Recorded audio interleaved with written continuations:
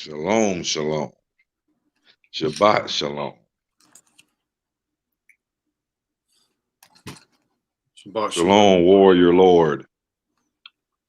Trumpet. Shalom, Ben Ronnie. Shalom, warrior lord. Trumpet. Shalom, John Brown. Anybody got anything before we get started?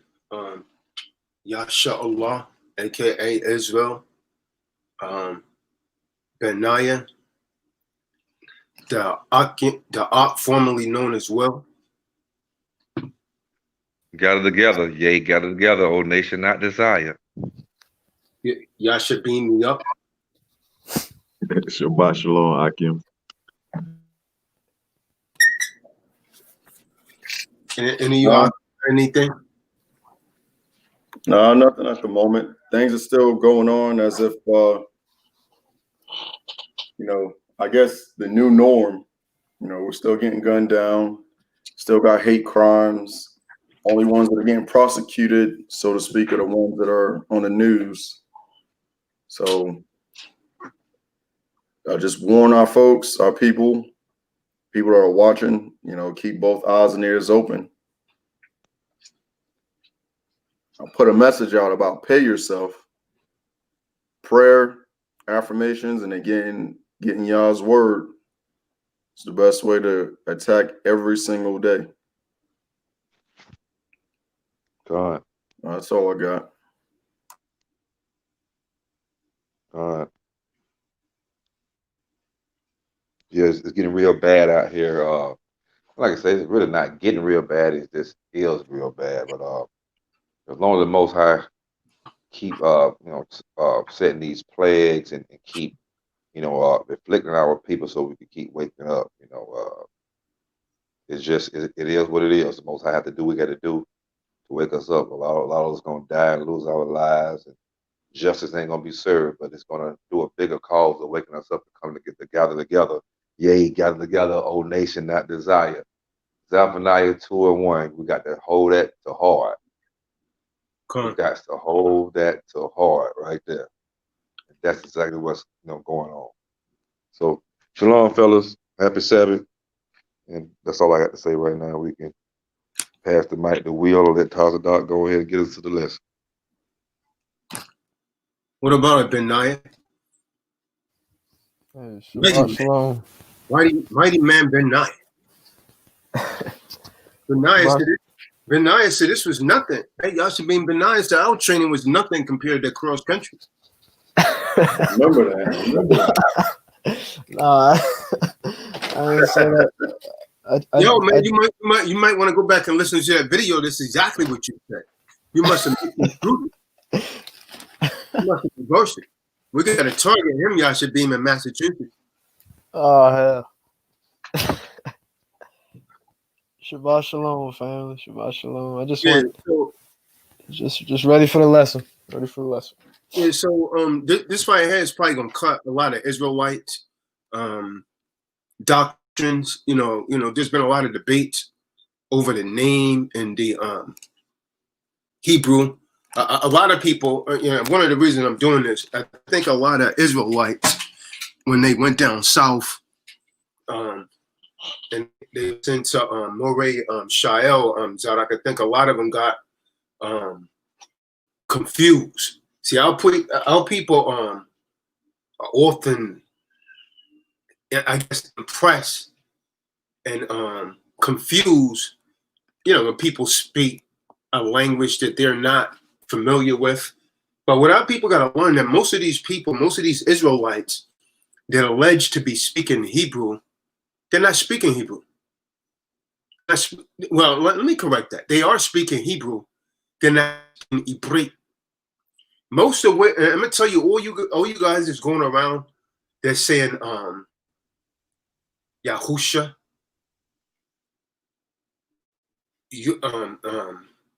Yeshua, Yahushua, Yahusha, Yahushua, Yeshua.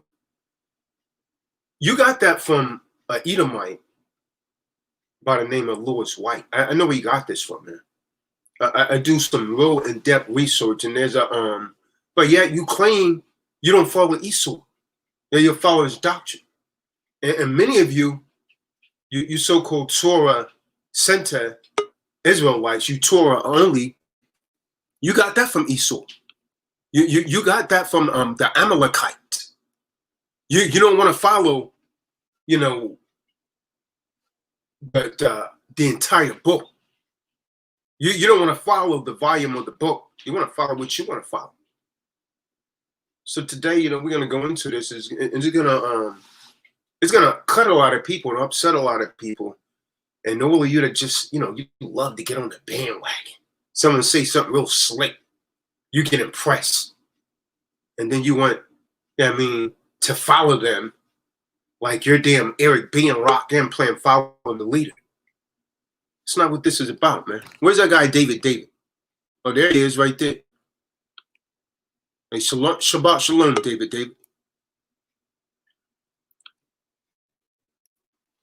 Shabbat Shalom, David. Shabbat shalom. Shalom. Shabbat Shalom, David. Not just Shalom, David. It's a Shabbat. So we should Shabbat Shalom, David. Shabbat Shalom. The water. Or as they say with the German dialect, T.O.O.C.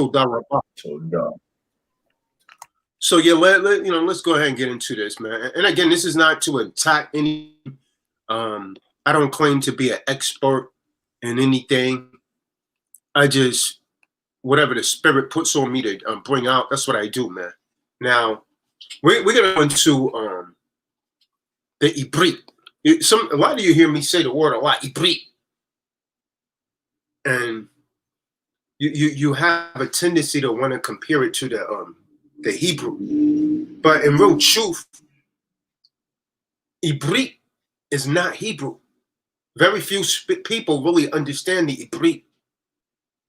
What most of you comprehend is a German dialect. So we're going to deal with some Hebrew script and the linguistics of the Eberith.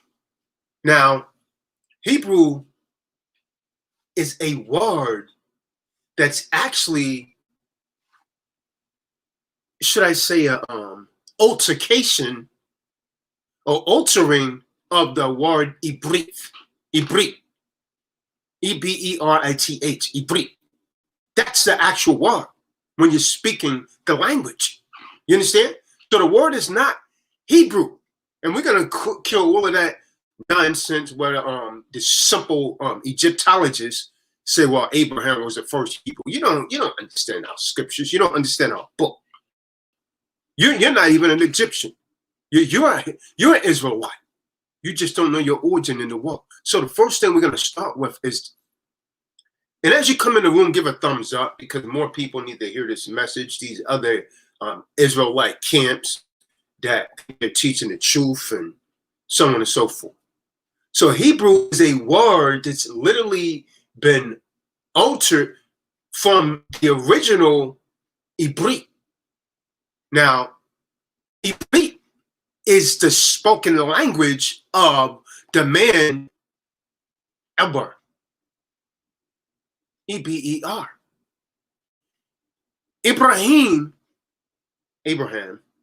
was not the first Hebrew, as a lot of these damn Egyptologists and many of you Israelites believe. And they cut you with that.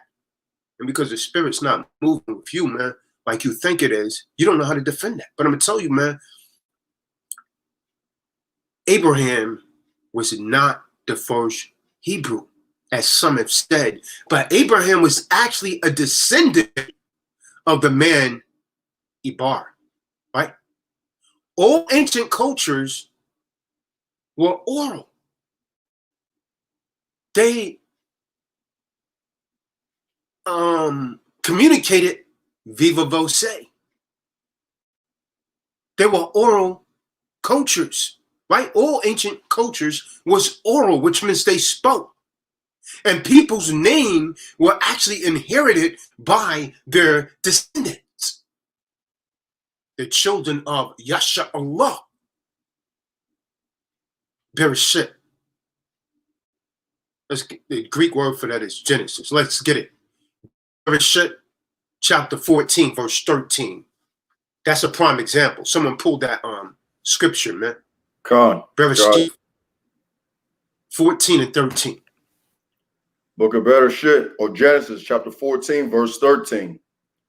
And there came one that had escaped and told Abram the Hebrew, for he dwelt in the plain of Mamre, the Amorite, brother of Eshcol, and brother of Anir. See that? And these were confederate with Abram. So Genesis 14, Bereshit, the Greek word is Genesis. A lot of us don't even realize Esau done been in a book and he done changed the names to Greek words. Genesis. Like he got the word Idumea in there, which really should be Esau. But he done changed things around. So Genesis 14 and 13 is a prime example of the fact. So even today, people derive their surnames. Esau call them surnames, right? They derive their surnames from their families, which essentially in ancient times were tribes, and also from places. What were the places? The places were our communities. You understand? And names for their families were named after their tribes and their communities. Most people search for teachers to train them. And watch this. Watch this, Will. Most people, Salakia. I had two words, forgive me. Benaiah. Most people are searching for mores to train them how to read Hebrew. And what happens when they trying to look for these mores to train them how to read Hebrew? They have to overcome many obstacles at first. Why? Because those claiming to know the language, they call those letters Hebrew. But the letters are not really Hebrew. The letters are actually being Aramaic. The original script, or the Aleph Beth, that they say alphabet, Aleph Bet, used to write what is called the Hebrew language, right? Is actually being confused with hoax letters that we often see on the internet. You go on the internet, you'll see all kind of linguistics that claim to be Hebrew. This hoax is a combination of hieroglyphics and ancient Hebrew. And those who are actually repeating the hoax, what is a hoax? Benaiah, what is a hoax? What is a hoax? An illusion. Come on. There it is, man.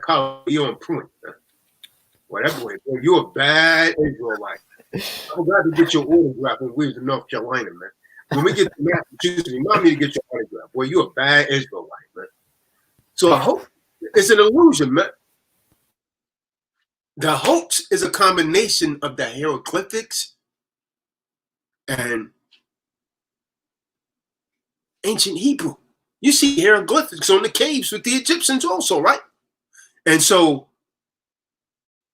these people that are representing this hoax, they show the Father's name in a way that has never been seen before, except over the internet. They go to the internet, they think they're really learning the language, but they're really not. Most are unaware that a language, what is a language? A language is spoken words. Well, we're going to get very specific right here, man. I got a degree in computer science. I didn't focus on the computer side. That's what Benaiah is doing. I focus on the networking side.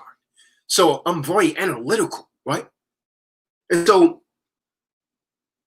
when we're dealing with this, the people that's repeating this hoax, they show the name of the Most High, the Father, in a way that has never been seen. But most are totally unaware that a language is what? It's spoken words. It's often different from alphabet, which is written letters. You got to remember that. That's very important. Because a lot of people say, do you speak Hebrew? And then you can't read it. They tell you to speak in Hebrew. A language is different. A language is spoken words. An alphabet is not spoken words. An alphabet is simply written letters, forming words. There's a distinction there. So here we are conversing today in what? In English. Watch this. Watch this. Let me prove my point, right? We're conversing right now in English, right? But we're using what? We're using Latin and Greek alphabets to communicate these so-called English words. Does that make any damn sense? That's what most of you are doing with Hebrew, but don't realize it. That's what most of you are doing with the Eberith. You're using Aramaic letters to try and speak the Eberith. Where did you get these letters? You got it from yours truly, Esau. And by the way, let me put this out here. On October the 10th, I'm going to be doing an online seminar, webinar, from 12 noon to 6 p.m. on October the 10th and October the 11th, on both days from 12 noon to 6 p.m. Eastern Standard Time. And the name of that seminar is going to be Social Distancing from the de facto ending COVID-19 debt as a secure party creditor. The link is below this video. If you click on the link, you're going to be sent to register and tender a donation via PayPal, and then you will be granted the password to enter the webinar/seminar. It's going to cover everything you need to get you out of this COVID-19 debt. Now let's get back to business. But before we do, let me share my screen because I made a bold statement, and let me prove my point here. I said that we're speaking English language, but we're using Greek and Latin letters. Is there anyone that disagrees? I know Yasha Beam, he studies linguistics. Let's see, pull it a little short. You're right. I'll show you what see if I can share this real quick. I got a card here I want to share with you, man. And just real quick, for all those that go to find it for themselves, you're going to come across a lot of confusion that you're going to have to get past, like T.O.O.C said, because over the years there's been some tampering, and they're putting things, they're classifying things differently than what it actually should be. So here we go right here. You see what I'm saying right here? We got what over here? They want to call these the alphabet, but what is it? It's Latin. God. It's Aleph in the Aramaic. Then all the way over here, what we got? We got Greek. This is the same thing that they create English words from. You see what I'm saying? God. This is the same thing they create English words from, but they call it English. This is exactly what the Amalekite has done with our language, the Eberith. And then when we speak it, they say, oh man, that's not Hebrew. You think it's not Hebrew. It's Eberith. Because you don't brought in all of these things to change the pronunciation because you cannot pronounce our words. They always have a problem trying to pronounce our words, man. I can't make this up, man. As we will see. So, God. I mean, certain names, they can't even say Zadok. They say Zadok. They say Zadok. They can't even say Farrakhan. Even though that's not Eberith, that's more like a Hindu word. Say Farrakhan. They screw everything up. You see what I'm saying? That's why I say English. English ain't nothing but a broken Hebrew. You know what I'm saying? They took our original language and tried to make their language out of it, and that's why they is always off, but it sounds so similar. You know what I'm saying? So you were saying English ain't nothing but a broken Hebrew language. That's all it is. It's just broken. Come on. Whenever I heard somebody try from like another country saying they're trying to learn English, they say it's the hardest to learn. It's all over the place. Con. So English, we say we're speaking English, remember this, but using Latin and Greek alphabets, as we just saw, to communicate the words that they call English. Now, the original Hebrew, again, is Eberith, right? The original Eberith language and its corresponding scripts was in that little pictorial I saw you. The Aramaic is a foreign alphabet of who? Armenians. This foreign script was adopted during the 70 years of captivity in Babel. Some prophets, such as Daniel, he wrote in both scripts. Daniel wrote in both scripts. After we came out of the Babylonian captivity, that's when we started using what was known as modern Hebrew. We didn't use that initially. We used the Lashawam Kadash, the holy tongue. When we speak that, that's not language. Why? Because we're not doing it according to how you want it. Because you couldn't speak our language. See, the original Hebrew scriptures were originally various individual scrolls. And each prophet writing were on a scroll. So over time, they were combined into bodies of Torah. Then, what's the Torah? Anyone know what Torah is? Not Zara, not Yashim. I know you guys know. What about Ben-Nai? Israel. Well, matter of fact, this man's so great. We had to say his name 2 times. David. Man's name so great, we got to say it 2 times. One David is not enough. We got to call him David. So David, what does the Torah consist of?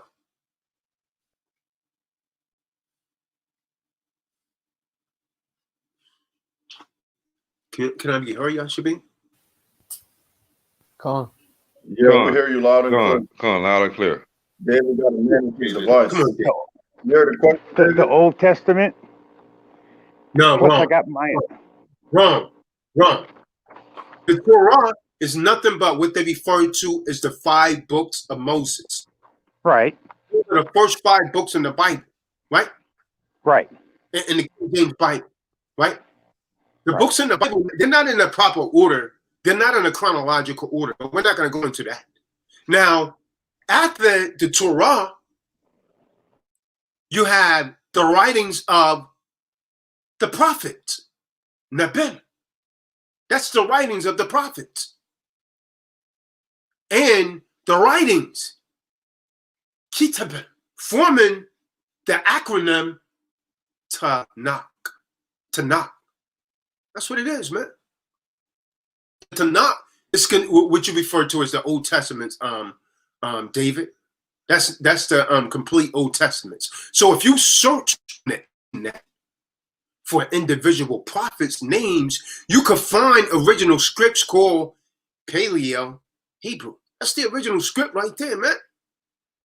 Now, the 4 letters that they call the tetragrammaton of the name, we say Yahweh. Now, a lot of you, when we went to North Kakalaki, North Carolina, you notice Morey Shael kept saying Yud-He, Ah-He, Yud, Y-O-D. Now, you keep in mind, man, we pronounced it with the Yah. They're saying Yud, Y-O-D. Yud, Hey. And they're really saying the same thing, but they're pronouncing the letters different. because we're pronouncing that wa with a wa sound, and they're pronouncing it with a u. So they say yud hey, u hey, yud hey, ah hey. They pronounce u. We pronounce it wa. Now they're using the u sound. We use the W sound. Their argument is that there was no W in the original Hebrew. That's true. But what was the pronunciation of the U and the W? They say it's the U sound, but we say it's the wa sound. That's what changes the pronunciation. Now, let me show you why they're orthodox. Watch this, Will. They say Yud, hey, hey. Let me ask you a question, Benaiah. If they call it Yud, then why they same thing? Why are they saying Yah? They say, well, why are they saying Todah Yah? Why don't they say Todah Yud? Calm. They kept saying Todah Yah, Calm. which means thank Yah. That they, in English they say God. Why didn't they say Todah Yud? It don't make sense when you break it down. They say because the Y has the. Let me tell you how we know that, and I'm gonna tell you where they got that from. They got it from Edomite, Lewis White. That's who they got it from. And it's gonna cut a lot of people. It's gonna hurt them, man. But I'm gonna tell you the truth, man. Cat's out of the bag, man. So here's the problem. Naturally, from the cradle, we could already speak the Eberith, the original Bashawam Kadash, because it's dealing with phonetics. Let me ask you, Benaiah, gotta give it that slave name, man. I keep this in my brain, man. I had to deprogram myself, man. When a baby is born, how many babies have you say from the beginning could say Yud? Baby can't say that. None. But a baby can say Calm. Alif. They call it Alif. The Amalekites call it Alif. We just say They say we say ba. A baby could say these phonetics already, man. Ba, da.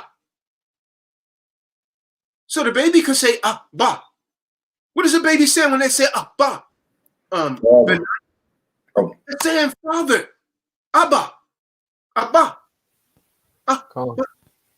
They're saying father. Oh. You understand? But they can't say good. And they can't say hey. But they can say huh.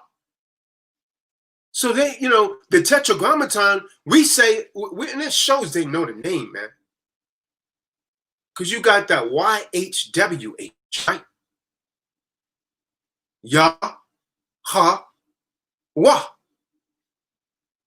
And in the Hebrew language, you drop that A, so you end up with YAHAWAH. But they say, Esau taught them to say Yud Hey, Ah Hey. And I know when I see them, you know why? Because they always use the names Yahuwah. That's where they get that name Yahuwah from, because they use that UAH. That's where they get that. And we say Yahweh, they say Yahuwah. And these are all vowels according to the rules of vowels. And called vowels by the first century historian Yusef ben Matthew, aka Flavius Josephus. Now you gotta be aware, man. You gotta be aware, since there are traps and false teachers declaring all sorts of discoveries. Oh yeah, I discovered this. Yeah. Well, doctrine. Okay. There's all claims of all sorts are being made. Like they don't understand the name. Come on, how are you not going to understand the name of the Most High? You even got some people say Ahaya. You get that from the Tetragrammaton. Then you're going to read a book on witches and said it's witchcraft. You going to get interpretation on a book of witches and call it witchcraft. God. And wonder why your damn eyes look like a wizzy owl, like they're about to pop out of your damn head. God, man. And we already, everybody know who we talking about. We ain't got to say his name. But, you know, and they like him because he's like one of those sweet Christianity type pastors, but he's an Israelite. He never cuss, you know. You ain't gonna hear no cuss words come from over there, you know. And that's cool, but sometimes you gotta tell people the truth. When you start becoming a conspiracy theorist like him, like, and the brother, I think the brother, you know, I'm not talking ill will about the elder because he was the elder, and he do have some good information to come out his way. He's very knowledgeable, he can speak very well. But when you start bringing up all these Illuminati books and look here, man, and you reaching for a whole lot of stuff. You got some good information, but you're reaching for a whole lot of stuff. And like Tarzan say, you should tell he crazy, you know, he by something wrong, his eye about to pop out his head. You know what I'm saying? And he had the same little cliches, you know what I'm saying, that he say, you know, I digress, you know. Right. But I digress. But they have, see, our people love to go towards those people that got that good Christianity type feel still. He got a choir. He got to own an Israelite choir. They in there singing and he's singing and it just feels so good. But he got a bunch of Gentiles in there too. And they in leadership too. And he also got a marrying within the Israelite. You got to check out certain things. And when people use a whole lot of other books, what the Most High say, don't make that Bible all them books. You know what I'm saying? We don't have to prove nothing using. He got on there debating James White and brought up that same episode you talking about right now. He brought up the Illuminati book part 2 and all this. Right? James White looking at him crazy. You know what I'm saying? You know what I'm saying? Anybody looking at him crazy. And then he tried to tell James White, and White told him a new rector, man. You just gotta get James White. And then he tried to talk Hebrew to James White. James White said, I teach Hebrew. That's how the Esau get arrogant and shit. Esau got arrogance and bucked up. I said, oh my Lord, he just lost one for the Israelites on that one. That was about 3 years ago or something when he did that thing. Man, that was an embarrassment, man. That was embarrassment. I think he kind of got back against Jesse Lee Peterson a little bit. But damn, man, you let Esau mess you up, though. But I digress. Yeah, I mean, so for the average Jake that's actually seeking truth, one of the things that you need, because I don't want you to believe anything we're saying, go and check it out, is a good exhaustive concordance. That's sufficient to start with. You need an exhausted concordance, right? And once you could actually overcome these common errors inherent over, let's say, about the past 450 years or such, as the letter J. Now, the letter W, rightfully so, the letter W didn't exist, right? They created that from 2 V's, right? So the letter J and the letter W, it didn't exist until the 13th to the 17th century. You said, tell the that, why you guys say Yahweh? Because we're dealing with the Eberith, man. Babies could say what? So you could do your studying the Hebrew. But what you're going to do is you're going to need, David, you still here? You're going to need to convert the Aramaic letters to the original 22 letters. That's not what they're teaching you today, man. If you go and study a so-called Hebrew course, they're not teaching you Hebrew, man. Salaki. They're not teaching you the Eberith. They're teaching you what the Amalekites has created. And so James White, like Zadok just said, I teach Hebrew. No, you don't. You're teaching what Esau has created. You're not teaching the original language. You're not teaching the Eberith. that consisted of only 22 letters without all of these little damn dots and everything that you put in the language, then you tell us we can't speak our own language. See? Got their heads in the sand, they believe you. You even got some of them now that say they Torah only. When Hamashiach is mentioned in the so-called Old Testaments at least 400 times or more. Especially in Isaiah. Come on. So you'll notice the niquid or vowel points among the Aramaic letters, which you got to ignore completely, because that's what Esau has done. They were made up by these people known as what? What do they call them?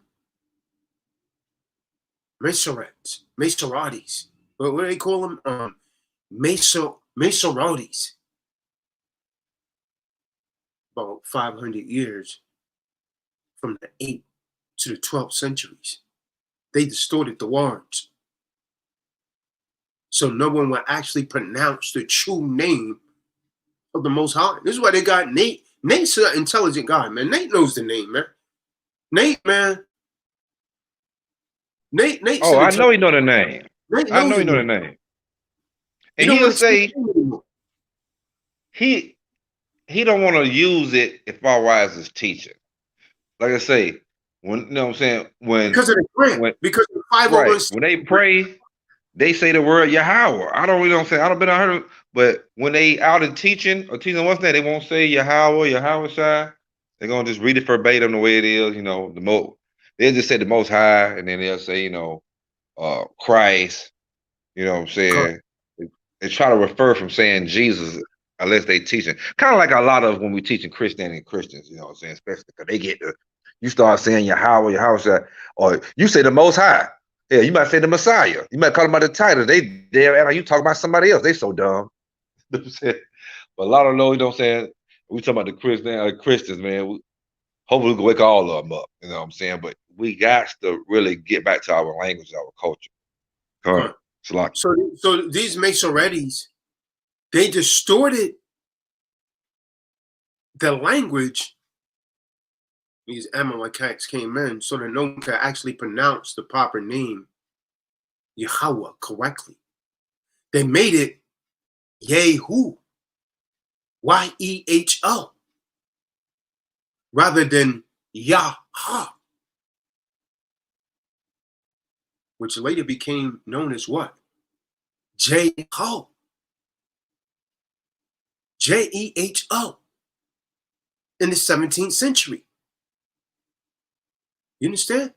Also, this modern Hebrew added the sound of the vowel.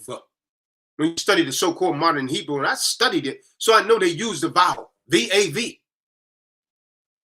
Valve. But it is simply the letter U. The same original shape in the Hebrew became the Greek and the Latin V, which we shall understand and overstand was a letter U. So let's go a little more into this. Israel fell out. Let me add him back. This Eberith, the linguistics. What is Hebrew? Now, because the Latin and the Greek fell us, many of us have come to the question with these babblers handed down to us. You see them, they speaking and, oh yeah, you don't speak Hebrew. And it's supposed to convince them that we're not speaking Hebrew, that they are. So let's get Book of Proverbs 18, verse 17. Now, those who have actually searched the Eberith text know that there are 3 variations of Mashiach's name found. Someone got that? Proverbs 18:17. Con, Book of Con. Proverbs chapter 18, verse 17. He that is first in his own cause seemeth just, but his neighbor cometh and searcheth him. Good. So those who've actually searched the Eberith text know that there's 3 variations of Mashiach's name. And the Greek cannot form the proper transliteration of the letters Yah, Ha, Wa, Sha, which they call Shin and Ayin, right? Now, the same people that said Yud, Hey, Ah, Hey would say Yud, Hey, U, Shin, Ayin, Yahushua. It's found 216 times in the Tanakh. And the Latin follows the Greek. So the word has not, this world has not known until recent time who they're calling on for their delivery. Some of you have been saying Jesus comes from Jesus. You've been saying all kinds of things. But the scriptures say whoever calls on the name shall be saved. So if I wanted to get Benaiah's attention, and I keep saying, hey, yo, Zach, or David, you think I'm going to get Benaiah's attention now? He's never going to answer. Let's deal with reality for a second. So if you keep saying Jesus and you praying, does he hear your prayer by a name that he's not even aware of? You've been bamboozled, man. You've been hoodwinked. Does that make any sense to you, David? Con, that the does not. scripture, con, the Salakia, the scripture that they try to, that people use, and it's like they use the scripture when Christ say, you know, haven't I prophesied in your name, you know, so like when people are gonna be saying, haven't I prophesied in your name, and I know you, then you know they'll also go to the scriptures where he said, I'm gonna give you a pure language. I think that might be in Revelation somewhere in the New Testament. Yeah, Nate used that one. Nate used that one. Both. Yeah. But it just ain't Nate that used that. I mean, but Nate, well, pretty much Nate and like Israelites that's not camp affiliated, you know, like those I kind of call them almost some of them is like they're in Christianity Hebrew, you know what I'm saying? They still teach like no laws, but some of them that teach like keep the laws, but they're not camp affiliated, they teach the same kind of thing too. Some of them, you know, I heard some of them teach the same kind of thing, but yeah, Nate is the main one because when he's doing lessons, he don't want to necessarily use the names, you know what I'm saying? And but when they pray, I'm saying Yahweh. I mean, cause people around there say Yahweh Shai, you know, like people members and stuff. Everybody say between each other, but when they come on air, I've noticed when they teaching on air and stuff, or just teaching out in the streets, they don't want to use it. But they try to use those scriptures, those 2 scriptures right there, to say, look here, you know, Christ said that you prophesied in my name. You know what I'm saying? I don't know you. You know what I'm saying? And we don't have the pure language right now, so we're not saying it right. So that's the reason why they use, you know. A lot of people follow them with that right there, but I mean, what you gonna keep saying? I mean, like, what you gonna keep calling, you know, the Messiah Christ? You gonna just keep calling him Christ, or you gonna call him, you know,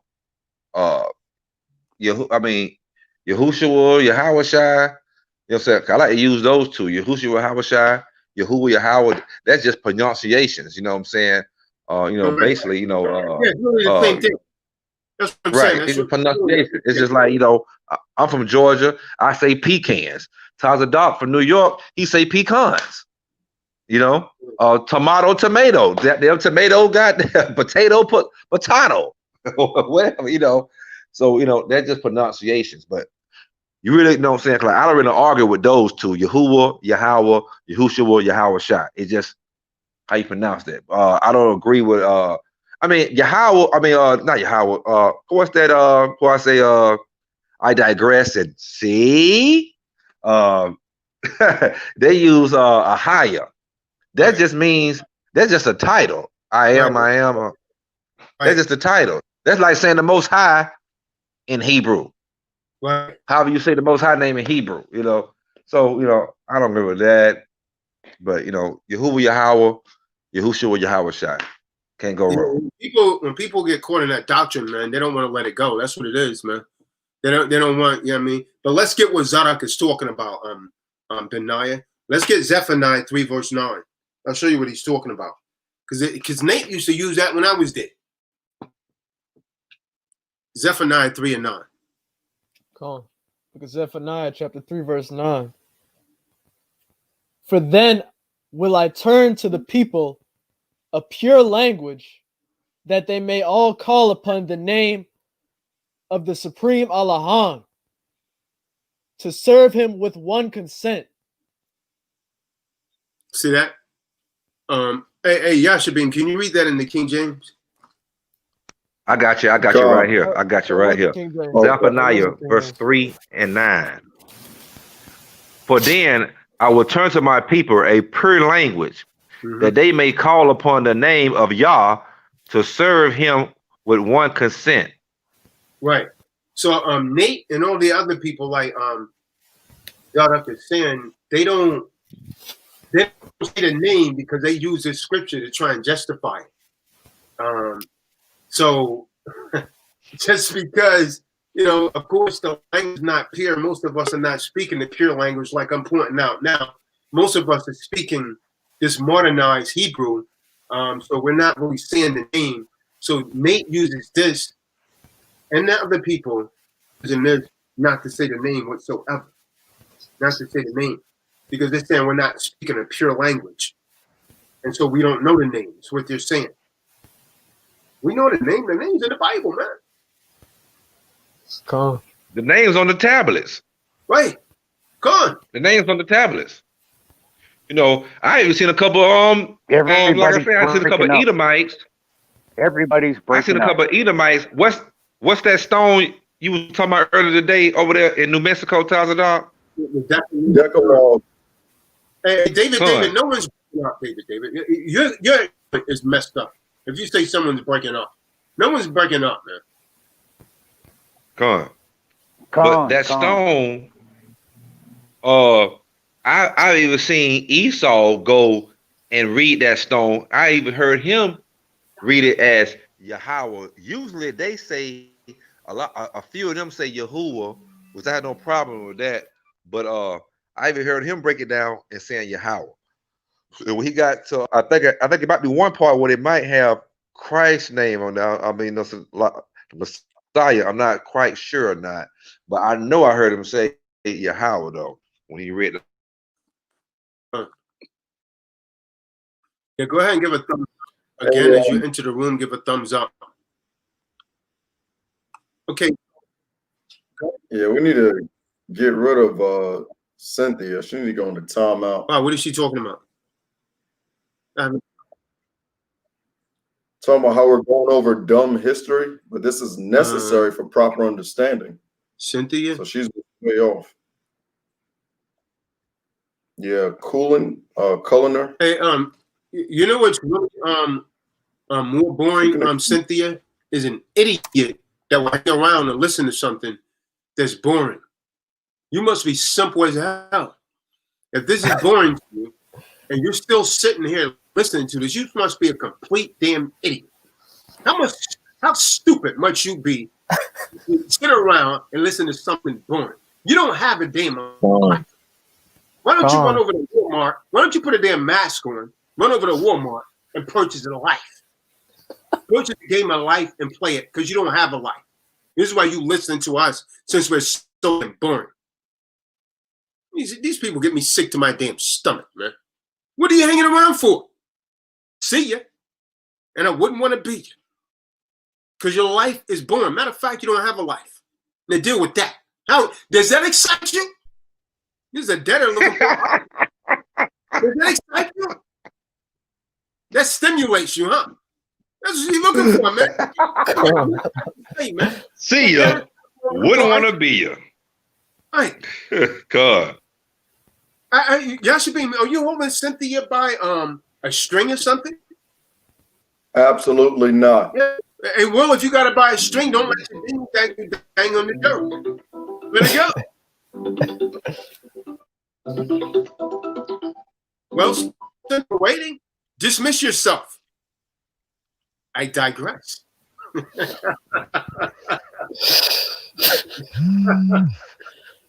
Wow, man. Straight out of a damn comic book, man. Let's get back to the lesson, man. And I bet you, Jenna, you don't know a damn thing about Torah or the Bible in general, man. And she probably claimed to be some Christian. She don't want to hear this stuff, man. She want to live wicked. Yeah, she is. Earlier, she put in. She don't want to hear this stuff. With the I, and then she said she typed in the room, "Jesus help me." So we already know she ain't got it all there. I mean, she needs this to get proper understanding because she just has a little bit. Because it already says something about she don't want no proper understanding. Jesus. She don't want a proper understanding. She want to talk that talk. She want to talk some bullshit, you know, and just like, why? If it's so damn boring, it's a Saturday. You know, it's a Saturday, right? But it's so boring. This our Sabbath. We teaching the Most High's, you know what I'm saying, word. So if it's so boring, you go out and do what the hell you do on a Saturday. Right. What the hell you listening to us for? Right. Right. Well, let that be a warning. Keep that crap out the chat. Damn. You know, sometimes, man, you just want to be so argumentative for something. Right. Just get your ass off here. Right. Just leave. Just leave. It's so boring. Just leave. Let's get back to all you got to do. It's simple. Let's get back to the lesson, man, because the devil's making us digress, man. God. Right. So we all agree, right, Benaiah, that essentially, I mean, really, in the beginning, everyone knew that Hebrew name. But the Tower of the Babel, this is what Nate don't get. The Tower of Babel caused Yahweh to confuse mankind's speech, resulting in the confusion of the name. Did that thing, man. Most High did that thing. Let's get Yeshaya 36 and 11. Yeshaya 36 and 11, it describes the speech, the language, the tongue that was understood by those hearing, right? The book of Yeshaya, chapter 36, verse 11. Then said Eliakim and Shebna and Joah and Rabashakeh, speak, I pray thee, unto thy servants in Syrian language, for we understand it, and speak not to us in the Jews' language, in the ears of the people that are on the wall. The Rabashakeh sent as a messenger of doom from Babel. So the Yahudim requested that he speak to them in Aramaic. Now, apparently because they wanted to keep the general population from understanding. So Abram is referred to as Ha-Elbari, aka the Hebrew. At Bereshit, let's get it Benaiah, Bereshit 14 and 13. Eberith's name is applied to those descendants from him. Book of Bereshit, chapter 14, verse 13. And there came one that had escaped and told Abram the Hebrew, for he dwelt in the plain of Mamre, and the Amorite, brother of Eshcol and brother of Aner. Mhm. And these were confederate with Abram. Mhm. Mhm. So Yahuda did not exist until later. But the tribal descendants and their language, Yahuda, stem from the man's name. You understand? So the term Ibarat, so someone gets Strong's G 1446. That's translated from Ibari 11 times. So in the Nazarene writings to describe the spoken language being used. Let's get the book of Acts 22 and 2 and Acts 26 and 14. Someone look up that Strong's G 1446. Nothing like a good strong concordance. This is boring. Can't touch that. Can't you talk about a secure party creditor? This is boring. Get the heck out of here then. Crystal.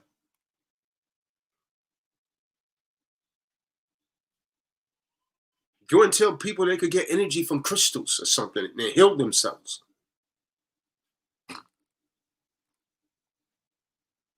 Someone looking up that Strong's. If not, I'll look it up. G1426. You need to get David. Con. It comes to be evil report or defamation. Can you share that screen real quick? Oh, We're looking at Eberith.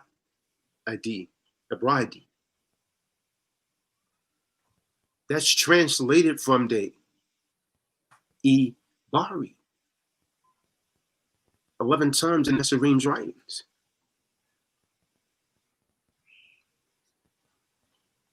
Hey, Benai, you got that Acts 22 and 2. Come on. Look at Acts, Praxesis, chapter 22, verse 2. And when they heard that he spake in the Hebrew tongue to them, they kept the more silence. See and that? he saith, Go to chapter 26, verse 14. When he spoke the Hebrew tongue to them, they kept silent. come Do something. When you read it, I'll tell you something. Yeah, I'm gonna warn you. When you're reading these English Bibles, many of these translations, they will mistakenly use the word Aramaic.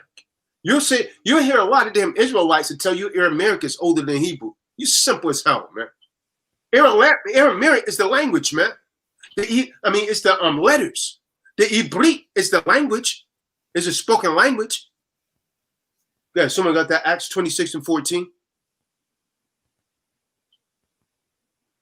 You got that, Yashar? Yashar? And when we were Salakia, and when we were all fallen to the earth, I heard a voice speaking unto me and saying in the Hebrew tongue, Saul, Saul, why persecutest thou me? Is it hard for thee to kick against the pricks? Come. So you're speaking in the Hebrew tongue, not Aramaic, right? So the Eberith is a spoken language. Aramaic is the words, it's the written words. You understand? Now, the language and the descendants speaking it were identified as what? As Eber. And Eber was a progenitor of Abram.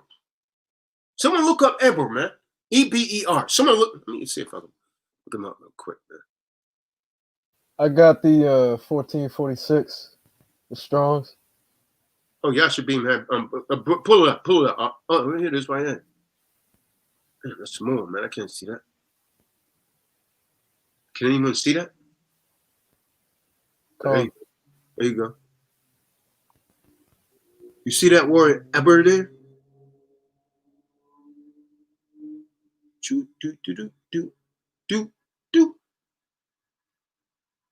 It's 1426 or 1446. 46. No, this ain't it then. Oh, hold on.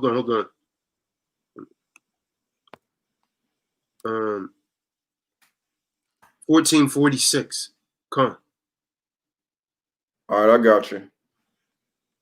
Here it is.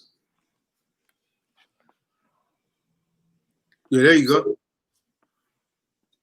We're looking for the EBER.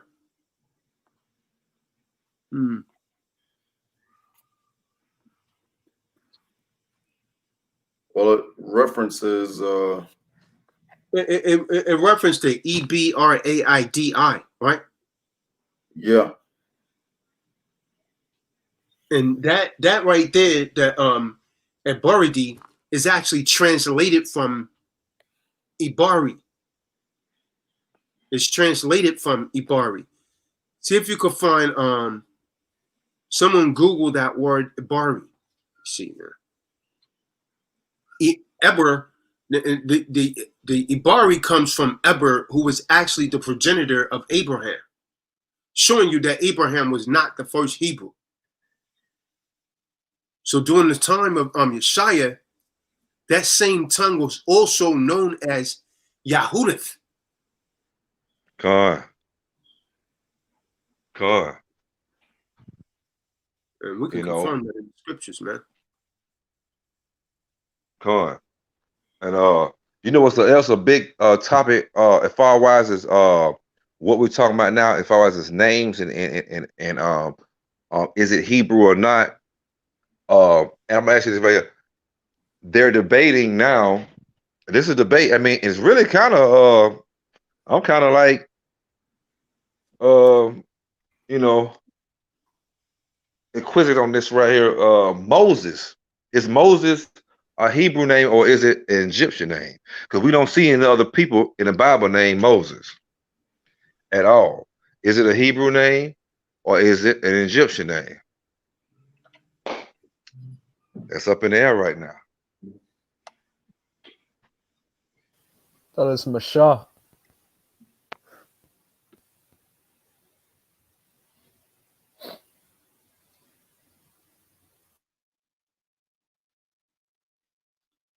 Yeah, I mean,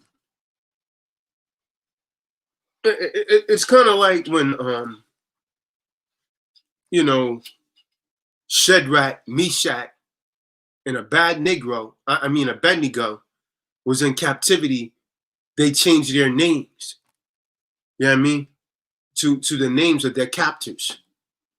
So, you know, when Moses was found in the river, obviously, you know, they're gonna, you know, they're gonna really give him that kind of name. That right? Because Moses spoke in both tongues.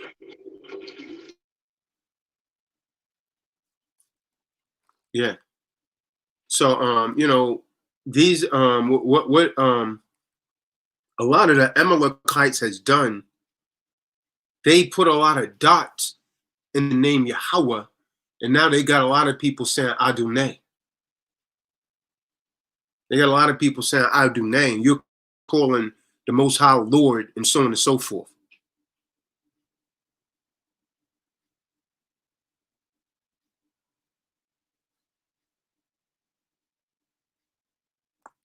The key to knowledge, man, is the stones that the builders rejected, man. And that stone is a monster, Yahweh Shah. Or as you say, Yahusha, and so on and so forth. That's the stone that the builders reject.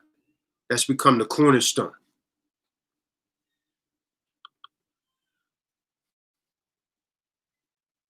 Did anyone find that? Elber, show you that Abraham was a descendant of him. And he was a Hebrew. He spoke Hebrew. Eberith.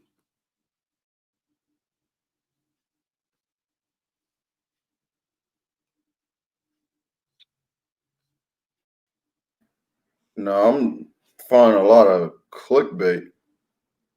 It's not it's not pulling up for me.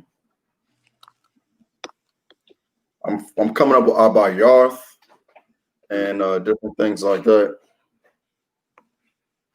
Okay.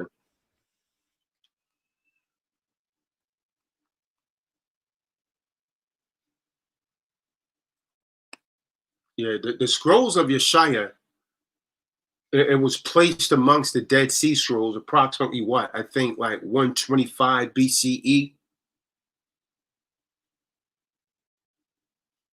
And it had marks on it of speech guides, right? That's how we know, like Zadok was saying earlier, that the marks, these marks was the name of the Most High on the Isaiah scroll.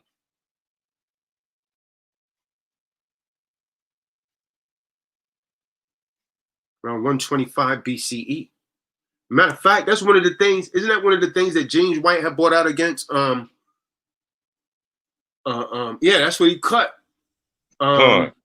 Because he was That's what trying he told me. Man, I yeah, teach Hebrew. yeah, He told that's a good me, I point. teach Hebrew. Right. But that was a good point though, Zadok, because the name Ahiah wasn't on the scroll. Yahweh was. And it was clear. You see what I'm saying? Gone. Yahweh was on the scroll. Yeah. Yeah, man. Gone. Because he teach that, he teach, you know what I'm saying, that Ahaya, Ashaya, or Yeshaya, or Ahaya, Yeshaya, you know what I'm saying, thing. And he started going into all them damn Illuminati books and conspiracy theorist books and shit, man. And James White ate him up, man. It was kind of, it was a blow to Israel because it was like, damn, you know what I'm saying? See, he want to be so, a lot of these people want to be so different from other organizations that they started making everybody look like a damn fool. Like he did that day right there, because he lost bad to that white dude, James White. But I'm gonna tell you something, man. James White, he's really following the Masoretes. In the 8th century, they literally put those dots and all of this in the language to change the sounds, to control the sounds. They put the dots in the Aramaic letters with the Nakud marks that they call them, Nakud marks. The language is Hebrew, but the script, again, is Aramaic. And so these Masoretes, they put those dots there so they could change the pronunciations. In the Lashawam Kadash, they don't exist. And so we don't say it, nor they tell you guys don't speak Hebrew. That's a damn lie, man. Go and do some research. Do the proper historical research. I tell you what, man. When you pull the Dead Sea Scrolls, ask James White and any of them, why don't those dots exist in the Dead Sea Scrolls? That's the Amalekite stats, huh? Ain't no dots in the Dead Sea Scrolls. Colin, I'm looking at the Isaiah scrolls right now. I never seen it. Ain't no dots. And share it on the screen. I don't believe none of the books come on that. Cause I don't believe none of them books that come from the Dead Sea Scrolls that they found in what 1940 something. I don't believe that. Right. Yeah, it ain't real. It ain't real. Huh? Look. Never trust thy enemy. Just as iron rusts, so does his wickedness. I ain't trust.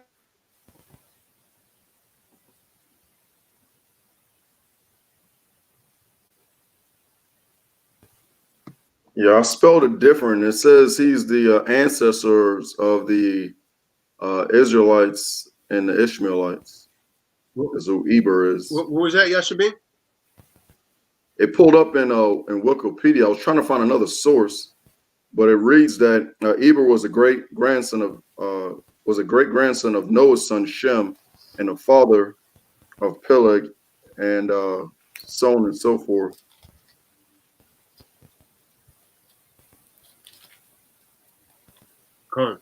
Abraham descended from that.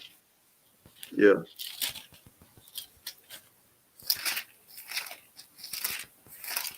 This stuff is Who's flipping those pages like that?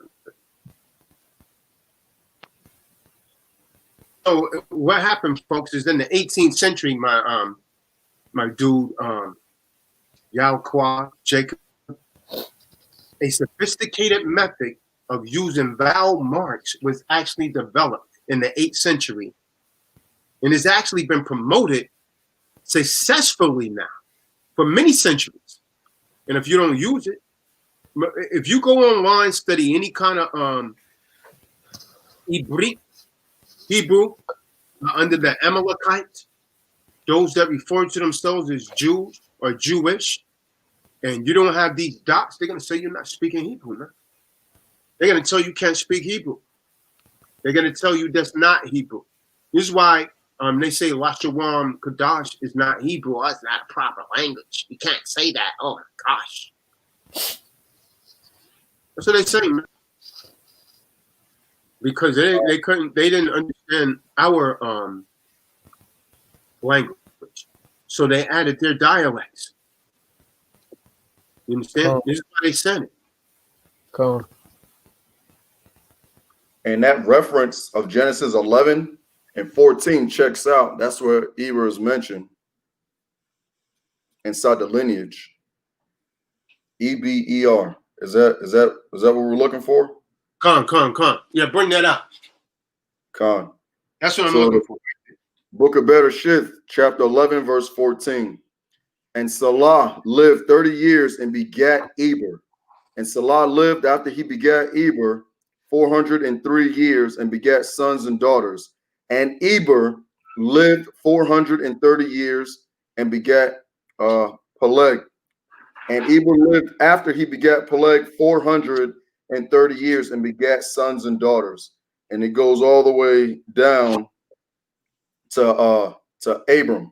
Con. To verse 26. That's what we're looking for. Con. So we see Abram. Why are we bringing this up? Yeah, y'all should be, man. You're a bad Israelite, man. Well, when I see remind me to get your autograph also, man. Yeah, man. Why are we bringing this out? Because to prove that Abraham was not the first Hebrew, as we see. So that cuts that Egyptologist crap. And everyone that trying to come against the Israelites and say, oh, Abraham was the first Hebrew, and said, no, he wasn't. No, he wasn't.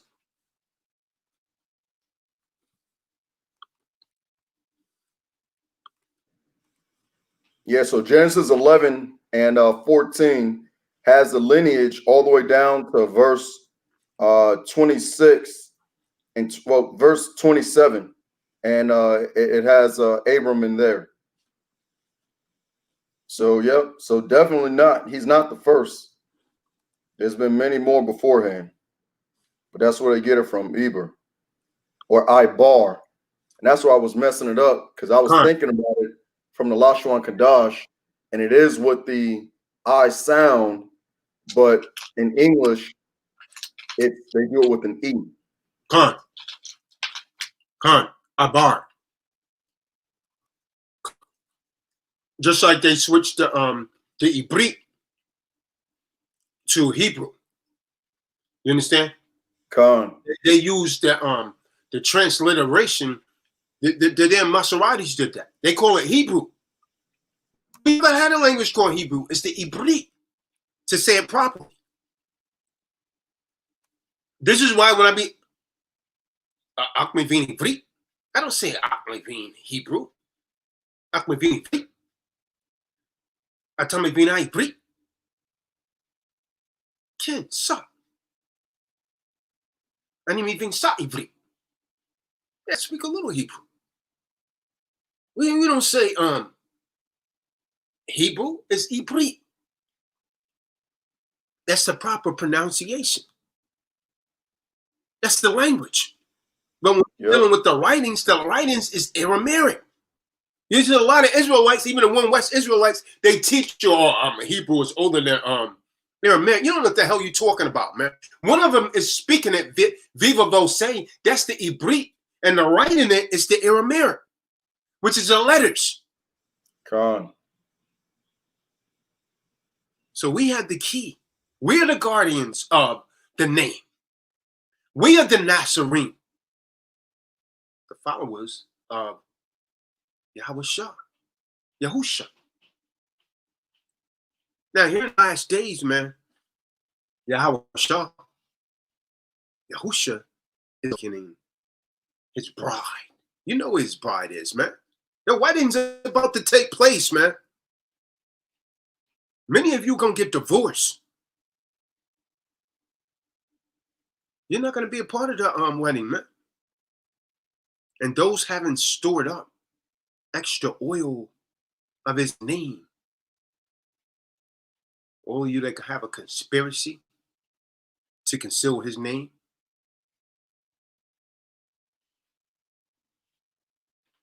You're going to be exposed because the name's going to be shouted out from the rooftops. You understand? Con. There has to be a falling away first, man. Let's get that. 2 Thessalonians 2 and 3. Why do there have to be a falling away first? Some of you are going to fall away because it's not meant for you. You're not going to be a part of this wedding feast. The bride is going to be saying the name. Are you following, or are you not feeling the urges of Hamashiach to fall away from these teachings of men? I digress. Ahaya? Nah, man. That's the title. Ahaya Yeshaya. Ahaya Yeshaya. See? Right. See? Right. See? But I digress. He kills me, man. He got his cliches too, man. Just like damn Nate. What the hell is this?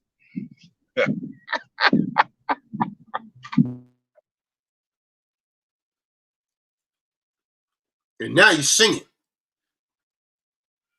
You got albums and stuff coming out.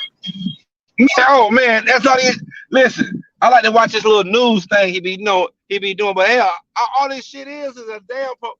He worse than damn Sakari than with all that music promote. I mean, boy, this dude here, man, he try to sing throughout the whole damn you know what I'm saying, news teacher thing. He want to sing and I got the album dropping, you know what I'm saying, you know, I was a musician, you know what I'm saying, before I came in. Okay, that's cool, brother. I ain't mad at you, brother. But damn. You know, I mean, you know what I'm saying, one song he flipped like Michael Jackson. Well, I was like, oh, hold on. He kind of sounded like, yeah, man, you know, I flipped like Mike on purpose, you know. I'm like, all right, brother. All right, Elder. All right, Good. All right, Elder. 2 Thessalonians chapter 2, verse 2 through 3. That ye be not soon shaken in mind or be troubled, neither by spirit, nor by word, nor by letter, as from us, as the day of Mashiach is at hand. Verse 3. Let no man deceive you. Go ahead. Let no man deceive you by any means, for that day shall not come, except there come a falling away first, and that man of sin be revealed, the son of perdition. Come on. So you got to fall away from these teachings of men and these doctrines of men and come into the truth, man. See, one of the problems, man, of getting the truth has always been this teaching authority, the doctrine of men stepping in to make it seem the layman, the layperson, doesn't have the capacity, doesn't have the training, is not ordained, don't have the permission granted to them to teach. That's one of the main problems, man. Esau said, who made you a minister? Who made you a kahan? Or some of them say kahan. See, is this not the same way they treated? Know what that one dude told you? I don't believe he a Kahan. You know what I'm saying? Oh yeah, That is what he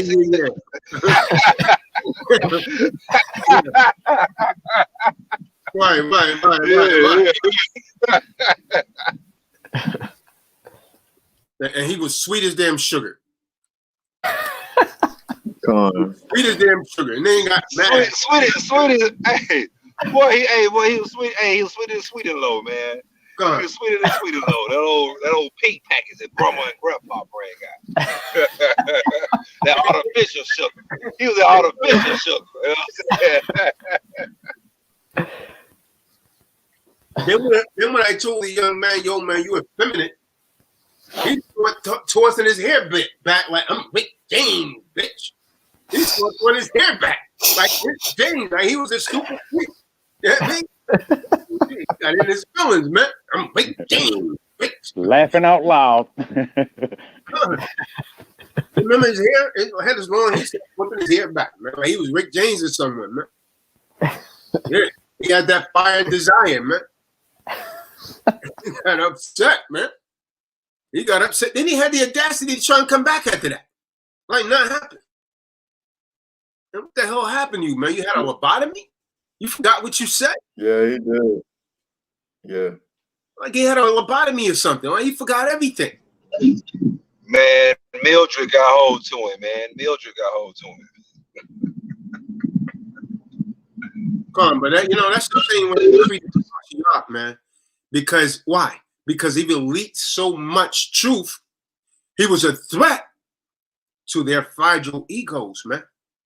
Those controlling the teachings. So, Mashiach, that's our teacher, man. Not traditions of men. Not traditions invented by men. That doesn't teach us. The Mashiach teaches us, man. The Ruach does. Come on.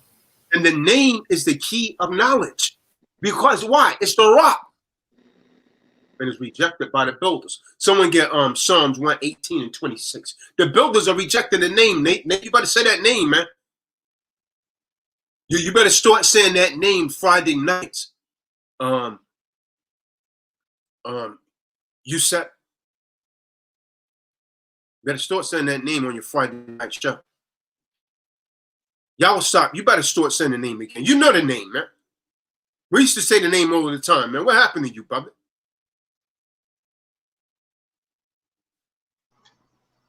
Nate happened to him, I don't say, man, I got a lot of respect for Nate, man. You know what I'm saying? But Nate be knowing, Nate be teaching all stuff now, man. He kind of getting like to heart from damn JMS, man.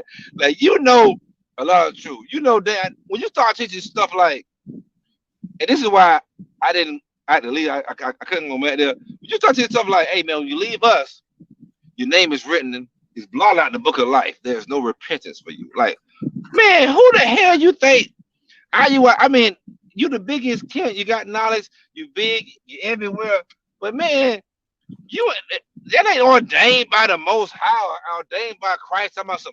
Hey man, you go over here. Now you leave them now. Your name blotted out in the book of life. There's no repentance for you.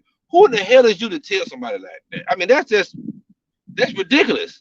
You know what I'm saying? Anybody believe that? It's up in there. Y'all about crazy as hell. Sorry. Someone got that Psalms 118 and 26? Come on. Look at Psalms chapter 118, verse 26.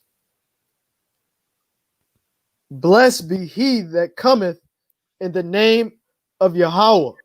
Now, who came in the name of now? This kills a lot of it, right? You gotta does Yeshaya come in the name of Ahia? That don't even make sense because it's telling you that the Father's name is in His name. Con. Yahuwah, Yahushua, Yahweh, Yahawashai. Right. But you can't get Ahia. What the heck you gonna say? I lower? No, man. They say, what did they call him, Zeta? Yeshaya. They saying Yeshaya, right? Ahaya Yashaya. Yeshaya, and Yahaya. I mean, Ahaya and Yeshaya. Right. I don't know how you. I don't know Ahaya. how you get that Ahaya. from there. God. Yeah, finish that out, Benaiah. Come on. We have blessed you out of the house of Yahweh. Come on. So a key has actually been hidden from the world, man, that will unlock one of the highest things of all, man. This study, this live stream actually explains the conspiracy to control how the Hebrew sounds using man-made efforts by the Amalekites has confused everyone. It proves there has been constant effort to cause the personal name of our Creator to remain unknown to the average person. This is why they use a tetragrammaton. They won't even say the name. That's the same doctrine Nate's taking on. They won't say the name. That's why they created the tetragrammaton in the first place. They said the name was too sacred to pronounce. Do you understand? Mashiach gave his Come on, that's what the Catholic the Pope. I know he it was a couple of months ago, like a few months ago, they put out like he's supposed to release the real name of the Most High. I'm like, these people already know the name of the Most High. They just don't want us to know it because they don't want us to be saying the name. Yeah, I'm gonna tell you something, man. Mashiach Yahweh Shah gave his Nazarenes a mission to teach the world to obey everything he commands us to obey. Our mission should be that message. We lost our way on this mission, man. And the teachings are out there that call the true Shabbat something else.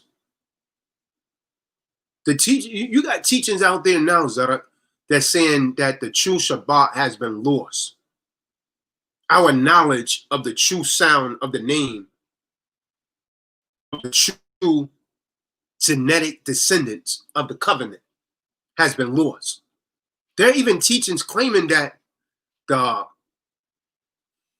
excuse me, the Hadrian created the fake Jerusalem to keep all of the Yahudim from ever returning to the real one, which is claimed to be in Africa or South America, or it was lost in Atlantis. You got all kind of doctrines out there, man, all kind of fake teachings, man.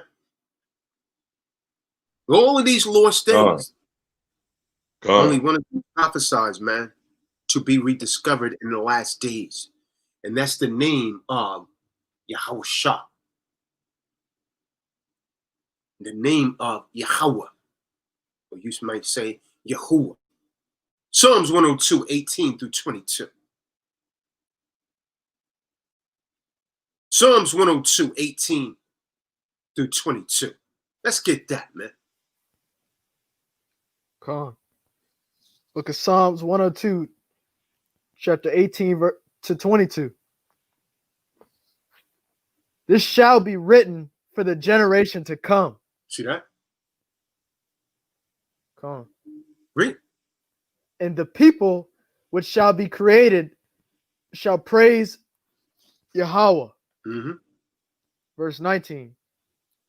For he hath looked down from the height of his sanctuary, from Shemayim, heaven. Did set apart place. Read. Did Yahweh behold the earth? Eberith. Mm-hmm. Eberith. Come on. Verse 20. To hear the groaning of the prisoner, mm-hmm. to loose those that are appointed to death. Mm-hmm. Verse 21. To declare the name of Yahweh in Zion, mm-hmm. and his praise in Jerusalem. Mm-hmm. Verse 22. When the people are gathered together in the kingdoms to serve Yahweh. Come on. Let me hit you something, man. So throughout time, man, Those who place themselves in authority over us have caused everyone to howl. This is why the scriptures say, howl ye. So those that place themselves, and to howl means to well nonsense, rather than pronounce the true name of Yahweh or Yahuwah, right? The lock that was placed on his name is being unlocked by the key of right knowledge. It's being unlocked by the key of right knowledge in these last days, in spite of all the efforts designed to conceal the name. It has not been lost, man.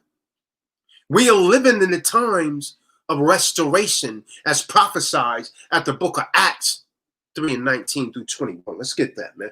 Acts 3:19 through 21.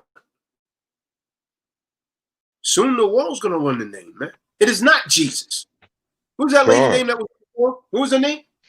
They said Cynthia. It is not Jesus, Cynthia. Nor is it Isa, as you Muslims say. Con. The book of Acts. IESV is Zeus. Nor is it Theos. See, translators replace his name with Kyrios, Dominius, and Lord. His name is Yahweh, Shah, Yahusha. It means I am your deliverer. I am your deliverer. So I got that precept, man. That's a deliverer. The book of Acts, chapter 3, verse 19. Repent ye therefore, and be converted, that your sins may be blotted out, when the times of refreshing shall come from the presence of Yah Almighty. Verse 20. And he shall send Yahweh the Messiah, which before was preached unto you, whom the heaven must receive until the times of restitution of all things, which Yah have spoken by mouth to all his holy prophets since the world began. Restoration, man, to what was inspired, man. So the goal is to restore the name of Yahweh to our speech from the inspired Hebrew sources. And this goal has been resisted for thousands of years. Yahweh, he tells us through the prophet Zephaniah. Benaiah read it earlier, man. They have done violence to his Torah. They have also bent his language such that he promises to restore it to a clean lip. That don't mean we don't know the language innate. It's been all discombobulated. They're saying Ahaya. They're saying Jesus. They're saying Jesus. They're saying Jehovah. Get it again, Benaiah. Zephaniah 3:9. Yeah, they jacked up everybody's name who had the Most High's name in it. Like, how do you get the word John from Yachanan? You know, like that just doesn't make any sense. Greek. I'll tell you how. Greek. Greek. That's what it is. Greek. Book of Zephaniah, chapter 3, verse 9. For then I will turn to the people a pure language, that they may all call upon the name of Yahweh. Okay, so now let me explain something. See, Nate is trying to make it seem like no one knows the name, but that's not what this scripture is saying. This scripture is saying so many people has misconstrued the language in the name. They've added these dots, as we brought out. They were not in Isaiah's scrolls. The dots weren't there. They was added by Amalekites. So the language is not pure. You got all these renderings. He's going to turn us to the original language. Ashram Kadash. Many of us are already speaking that language, man. You understand? When we speak it, oh, that's not pure language. That's a lie. See, that's the lie. Come on. Read. To serve him with one consent. You got to consent. You got to consent, David. You can't be forced to do this. You got to consent. I see you took a break, David. Hopefully you're not drinking in that holy water. No, I push buttons and that's what happens. I was just moving around. Just don't drink any of that holy water until after Shabbat. Keep it going. You're doing good. Go ahead. Thank you for your approval. Thank you for your approval, David. What's that company that is always approving someone? JB. What are they called? Yep. JB Morgan. Yeah, JB Power Associates. Or yeah, there you go. Yeah, JD Powers. Thanks for being the modern day JD Powers, David. T.DO.O.C on JD Powers. I do what I can. Thank you for your approval. Tell him, David.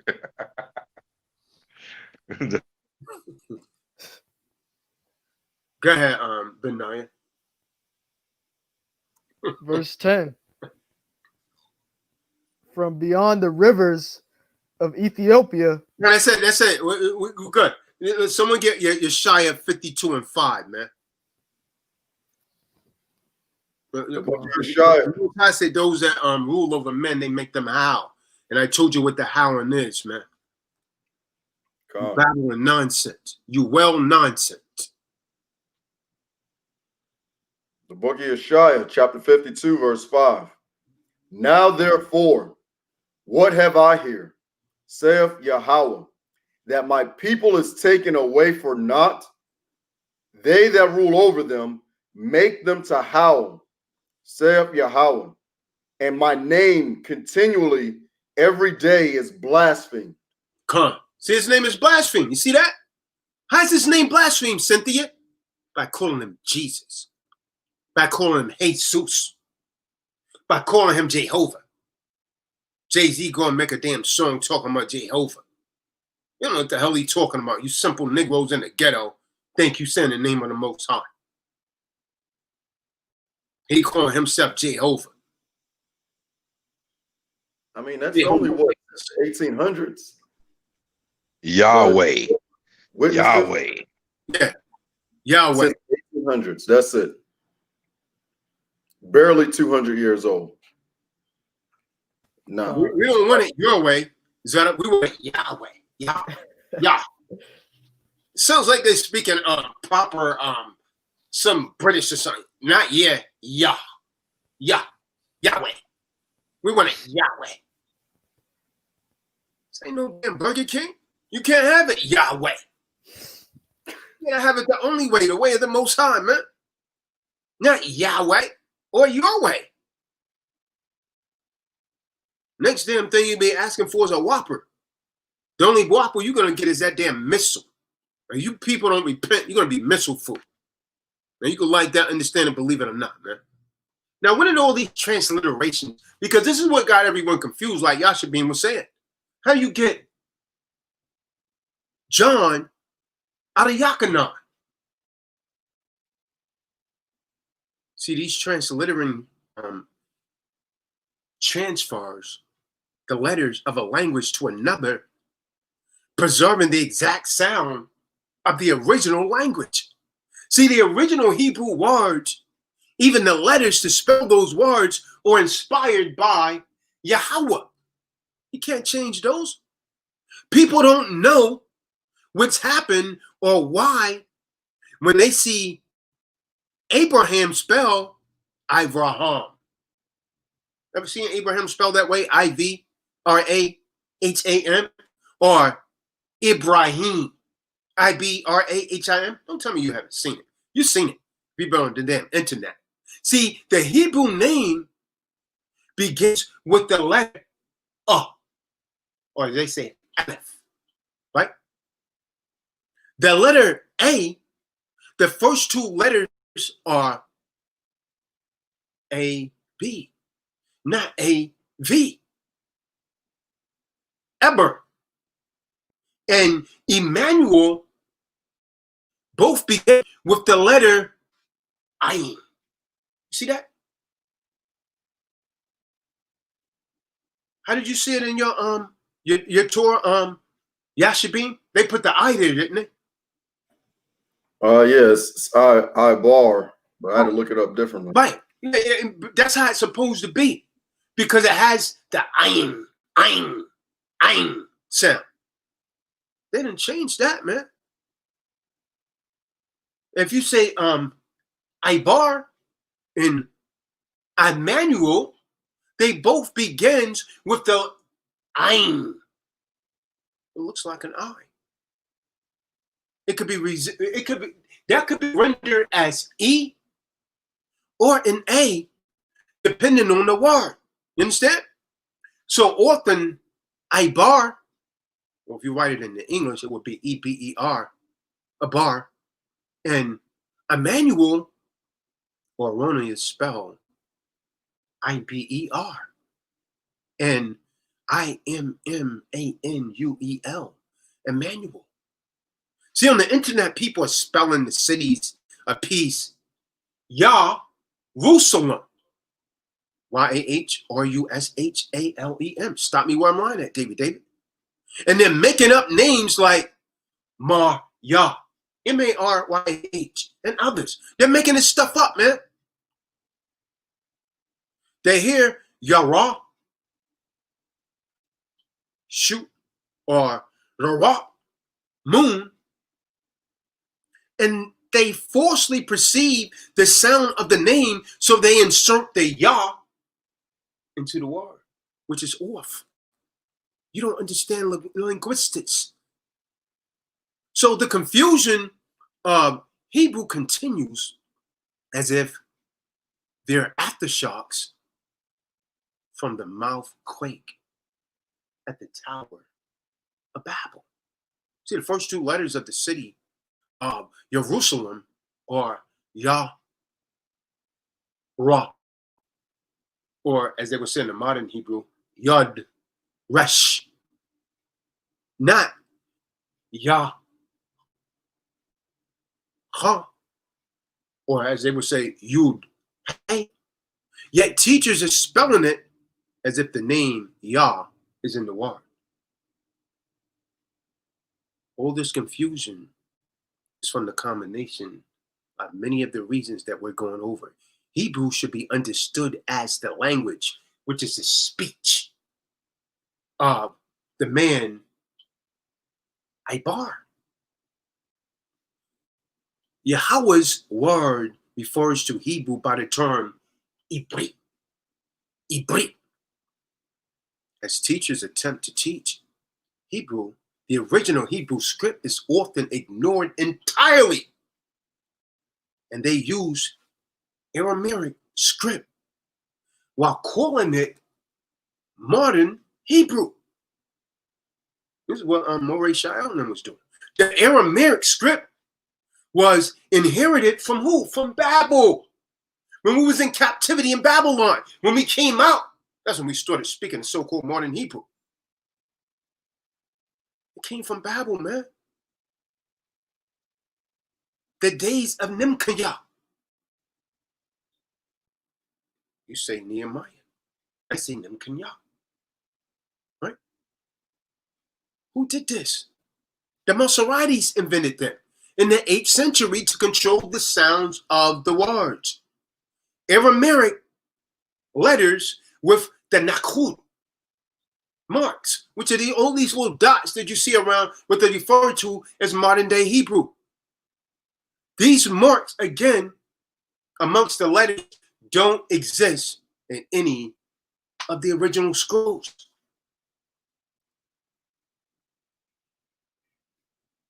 Where did these Nikud vowel marks? See, these teachers, these modern day teachers, these Amalekites, and many of you Israelites, you got on board and you're following this. Like a lot of the so-called Torah-centered Israelites, you follow it hard. See, teachers use vowels, marks invented by these Masoretes to cue readers how to sound the vowels in Hebrew words. They claim these syllables invented again in the 8th century are necessary because Hebrew has no written vowels. But that is a lie. That's a lie. People are blocked by misinformation at every turn, man. The name Yahweh is written in 4 vowels. Yahweh. Or some of you say Yud, Hey, Ah, Hey. Same thing. You're just pronouncing it different. The Yahweh. Yahweh Shah. Or you would say Yahusha. So the letters of the names are vowels. Why the Amalekites telling people that there's no vowels in the Eberith, my good brother Benaiah? Why, David? Because they realize most people don't understand linguistics. Why are they doing this, David? Oh, you're going to learn today, David. You're going to learn today. You can ignore all you want, but you're going to learn today, David. Con. You're saying con, David, but you're not focused, man. You're over there doing something, man. You're distracted, and you're going to expose yourself because you're going to hit that camera button one time. We're going to see what you're doing, man. So the historian that they modernly call Josephus, right? He describes seeing the 4 vowels written in Hebrew letters on the headpiece of the Kohan's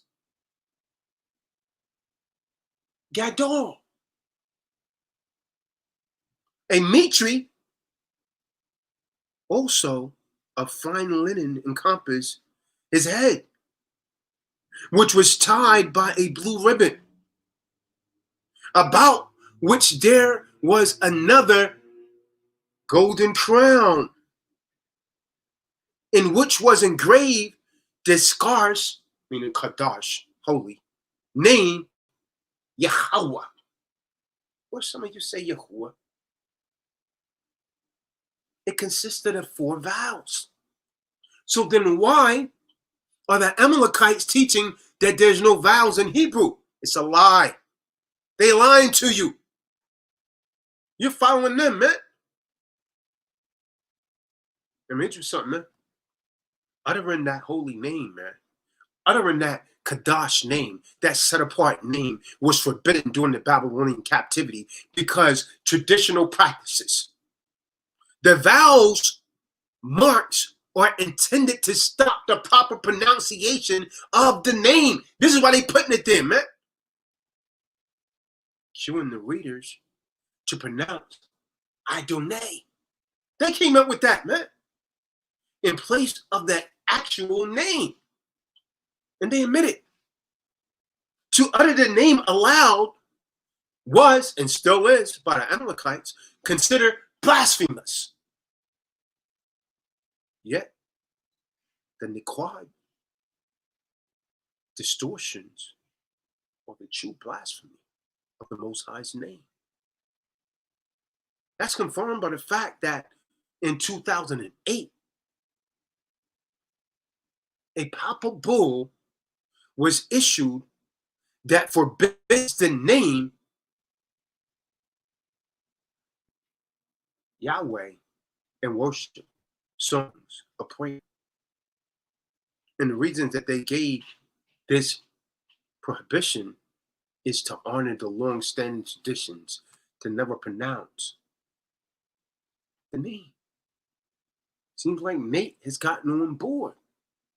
Let's deal with the double U. Now, here's why this is why some people say, ooh, you hey, ah hey. What you think? If W didn't really exist once, it was what? Called a U, right? Same thing then. The transliterations created a double U, right? They had put two V's together. They're still with it. Boy, genius, you got a degree. There was no letter V or W in Hebrew. There was no letter, I'm going to say that again, David. What did I say, David? There was no letter V or W in the original Hebrew. Con.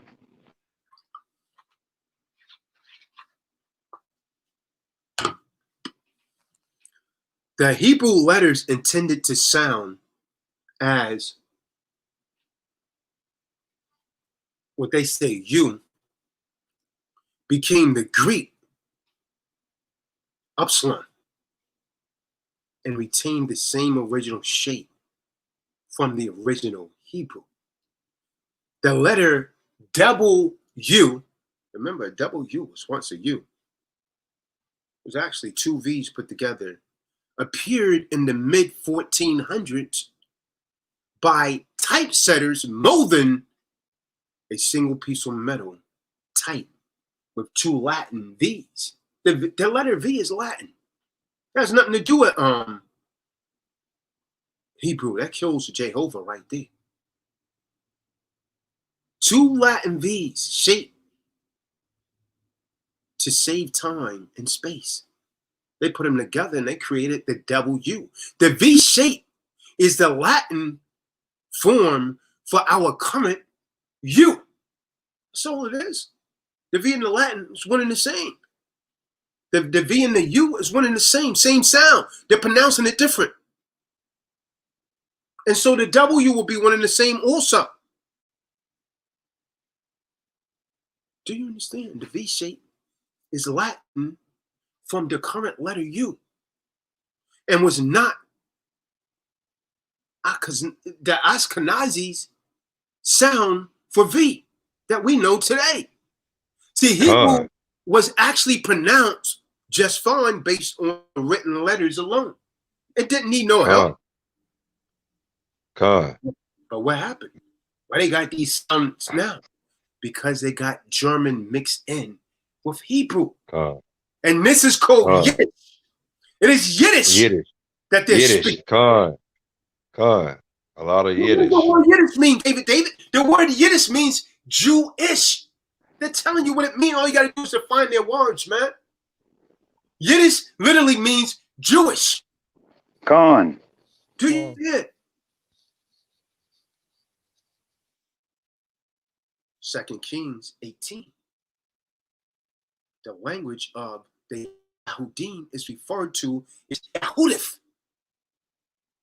The Assyrian speech is referred to as Aramaic. Do you understand? Adam. When you look at the Adam, you have the Ma. Adam. That's it. In the Lashawan Kadash. The earth is Eretz. Ra.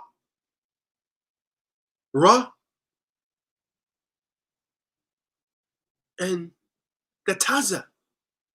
Eretz. Elohim is the La, Ha.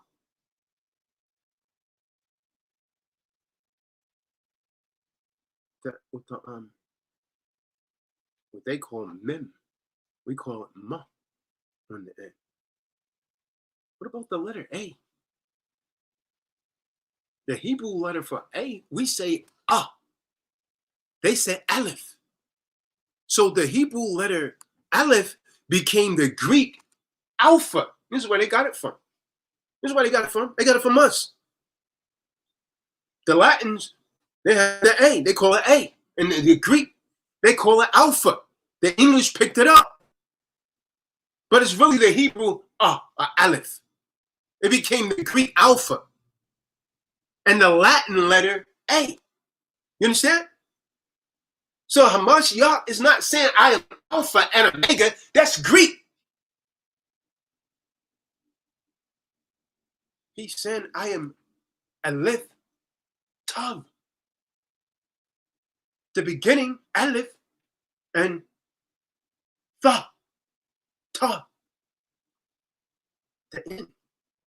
first letter in the Washawan Kadash, the A, Aleph, and the Ta, the last letter, the beginning and the end. That's Hamashiach Yeshua. He ain't no Alpha Omega. That's Greek. That's Greek. Do you understand? Who did this? Who threw that in there? The Mozaraites. So if we start a conversation with the Eberith, with anyone trained, the rules and traditions of the Mozaraites or the Yiddish influence, when I say Yiddish, keep in mind, when I say that word Yiddish mean, David? Jew. No, Jewish. Jewish, David. Not Jew. Because Jew would be Yahudi. There's a such thing as a Jew. There's a such thing as Yahudi, right? But when you're saying I am Jew-ish, you got the German suffix ish on the word, which means to be similar, to be alike, but not the original. They know that. That's why they say that. That's why they say it's Yiddish. Do you understand? They know that they're not the original Yahudi. You just don't know that. Do you understand? These are Yiddish influences. You might hear explanations about the second letter, bet, right? Having two sounds. Producing Avraham, as they say with a V, for Abraham. Both sides of such a debate feel the other is mutilating the language. Yet the Arabs have not altered the Hebrew name at all. They had no internal vowel marks at all. Nor were they expelled from their lands to live among foreign groups that added sounds that were not used in the original Hebrew. The Arabs speak Hebrew names and other original Hebrew words very well, as Yusuf, Abraham, Maryam, Asha, Ali, Aminah, Yaqua, Abba, Malik, and even the name Yishma. And so for those who appreciate how Hebrew once sounded, the Arabs, they preserved a lot of it.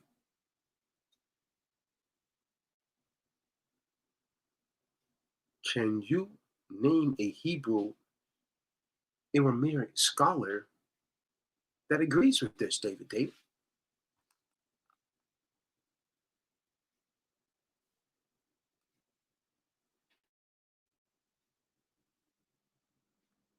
David.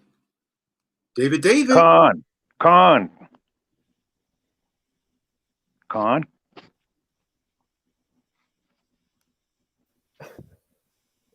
They changed Can you Khan. hear me? They changed Khan, David, to Ken. Isn't it the same damn name they use in English for a man's name? Ken. So his name would be Yes when you speak in Yiddish, right? I mean, stop me where I'm lying at. They changed Khan to Ken, K-E-N. Yep, you're right. Yes, in the modern Hebrew. Ken.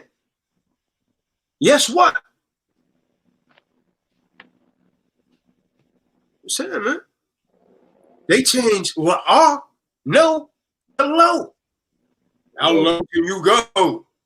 I mean, think about it. And you put English in, it's all confusion, man. Going back to the temple of the Tower of Babel. How low can you go? But you're really saying no? And Yiddish, low, means no in Yiddish. In the Eberith, it's la'ah. See, point blank period, man. The prophets wrote in Hebrew without dots of these Mezorites, these Mezorites, right? Because the Hebrew letters were inspired perfectly already, because these Masoretic marks didn't exist. And so the point of the Qued, which is these marks, was far from keeping the Hebrew intact. The vowel marks under the name are admitted to be a cue to pronounce Adonai in place of the true 4 vowels that the name consisted of. That's just the truth, man. I'm not banging on the Amalekites. Let's get the book of Nehemiah 8, verse 8. That gives a perspective of how distorted things has actually become. And this lesson could go on and on. So I'm gonna bring it to an end pretty soon, because I could go on and on. Book of Nehemiah on the Kamyah, chapter 8, verse 8. So they read in the book, in the law of the Elohim distinctly, and gave the sense and caused them to understand the reading. So we're trying to restore truth, man, and cause you to understand the readings, man, and get rid of all this dross, man. All this dross is going to fall away from your behavior. We use transliterations of the Hebrew language as we write Hebrew words among our English words.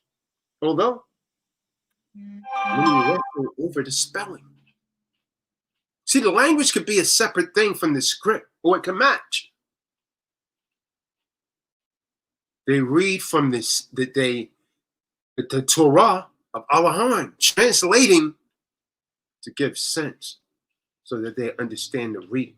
That's what Yasha being just right, man. Who did this? The Masoretes.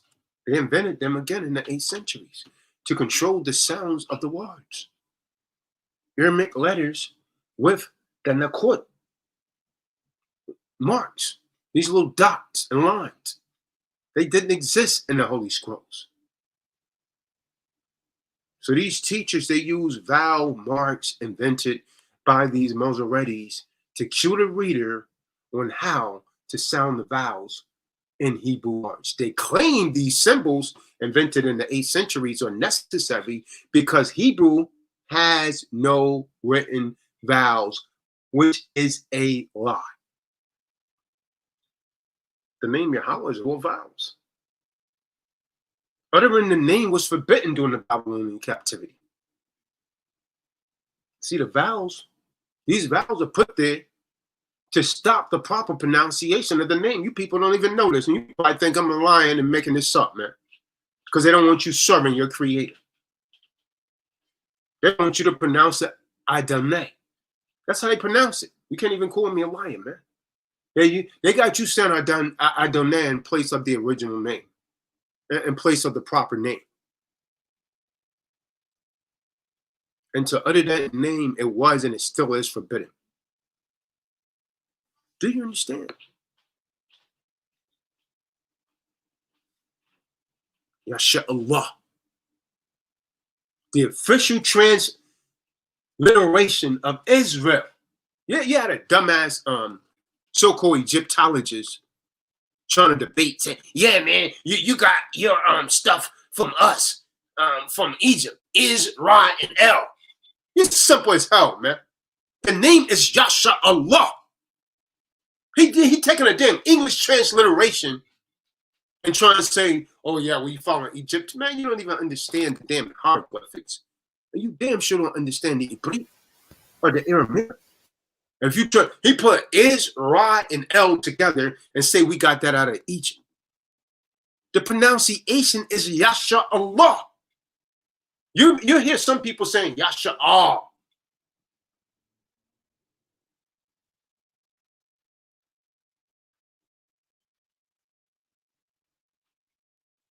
It's from the letters Yah, Shah, Ra, Allah.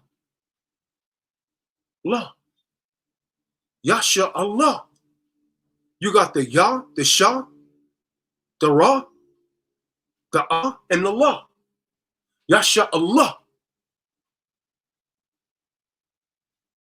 This word doesn't have the root Yasha. Straight right. You understand? Some of you pronounce it Yashara.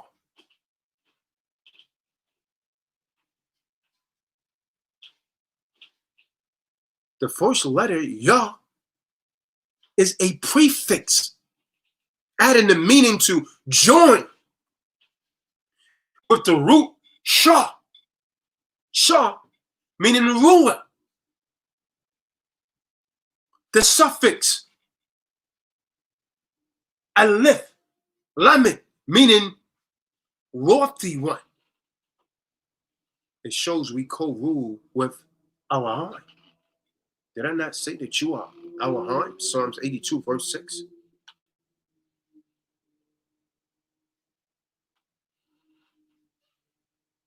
So that means that Yasha Allah literally means that we will co-rule with our heart. Yahweh is not an Egyptian deity. Some of you people are now teaching that the name Yahweh is based on the name of the Egyptian moon deity. That's what this dude, Bubawad, taught. Is that not what he taught, Zara? He said it was a deity. He said it was witchcraft. That's what Rakar was saying. That is based on an Egyptian deity. Con, I heard someone was telling me that name was a rock or something like that. I don't know. Yeah, they say this guy, Rakar, said it was based on an Egyptian moon deity. Aha. Because they think that they hear similarity. So they try to use a foreign language to explain the Eberith language. And the folks will believe in whatever they hear. You guys just get on the damn bandwagon. Be careful how you listen, man. Be careful how you listen. Yahweh Shah wouldn't ever say Most High, the most things teachers are teaching in these days and times, man. Let's get Proverbs 14 and 15. To see the simple-minded people, they're going to believe anything, Benaiah. But the clever, the wise, he watches step. Con, book of Proverbs, chapter 14, verse 15. The simple believeth every word, but the prudent man looketh well at to his going. Con. So the wise man, he's going to look at everything, man.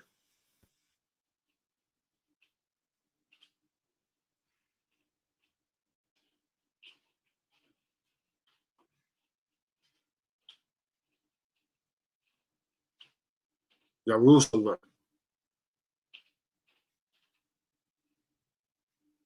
Yah, Ra, Yah, Shalom. The root letters, Yah, Rosh, Ara, means city. The spelling, Jerusalem, a lot of them, you go online, they put the name of Yah in there, Y-A-H. It's not correct. The word means city of peace. Many of these people, they have distort the Yah and the Ra, or the Yod, Rush, as you are. You understand? The word Iran and Iraq stem from Hebrew word, the city of Ur. You understand? Ur of Chaldees. See, these errors are due to mixing or ignoring Hebrew word roots. And so people also relate to Hebrew words with secret code by processes of the Kabbalah, Gramenia, numerology. You see Eve online. Oh, yeah, man. And you see these damn Moors online. They dealing with numerology. Come. Summon value words to force them to relate to other words. That's wormwood, man. See, we're swimming in information while drowning in ignorance. I'm going to say that again, David, because that went over your head, man. We're swimming in information while drowning in ignorance. Some are misled to believe that certain good, clean Hebrew words should not be spoken. I can't make this up, man. Get the book of Exodus 23 and 13. Because they were adapted as names for pagan deities, as in the case of Adon and Al. If we're not calling these pagan deities the original Hebrew word, it's just fine. There's no cause for concern. Shua, Shah. And Shah came up with the name Shah. S-H-A. What was he thinking? Yahweh Shah? I don't know. You got to ask Shah.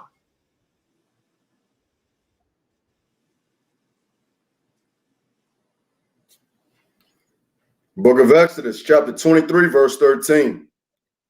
And in all things that I have said unto you, be circumspect, and make no mention of the name of other Elohim, neither let it be heard out of thy mouth. Come on. Shua means riches, or in other cases, desolation or wickedness.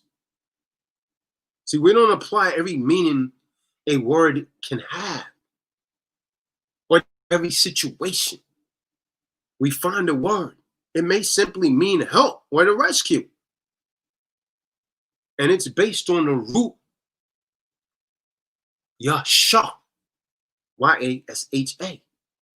There's Shah name in that. Is Shah on the call, man? Yasha. Spell Yasha. Ain. Yasha. Yasha Ain. Yasha. As in Yahweh Shah. What was Shah thinking? The prophet that they call Isaiah uses the root as the same part of his name, which is best translated Yeshaya. Shah may be used as the suffix Elisha, Elisha, or Yahusha. But in these words that I just mentioned, the Shah simply mean deliverance, but not riches or desolations. See, when we use a concordance mindlessly, without considering the context a word is actually used in, it can result in outlandish ideas. This was years ago. People was trying to tell me that Deuteronomy 22 and 5 was talking about war garments. They used the concordance meaninglessly. See, in certain situations, a Hebrew-speaking person might cry out for help by shouting, Shua, Shua. When used in another context, the word may mean something completely different. It's the context, like anything. They in that Talmud. See, the Talmud readers, it renders the name of Yahweh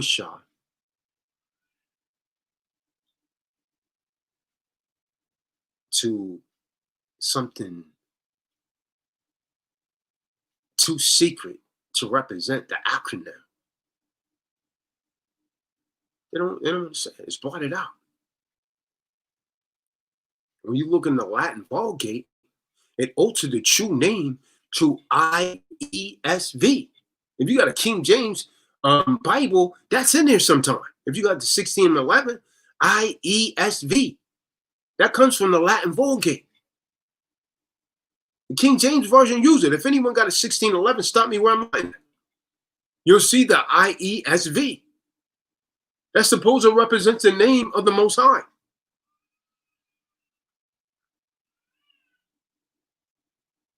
They use it on that platform to translate it into English.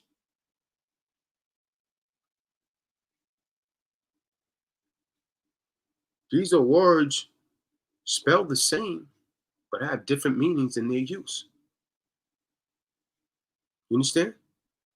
They call them homonyms, like address, arm, bark, lie, rock, picture. You understand? They spell the same. Can we, I mean, it's English. Like Benai was saying earlier, that's one of the most confusing languages. If you're talking about a picture, Benai, what are you talking about? Someone that's throwing a ball or something that waters it? Come on. It's different meanings for. It's all about context. You talking about bark? What are you talking about? A tree bark or a dog barking?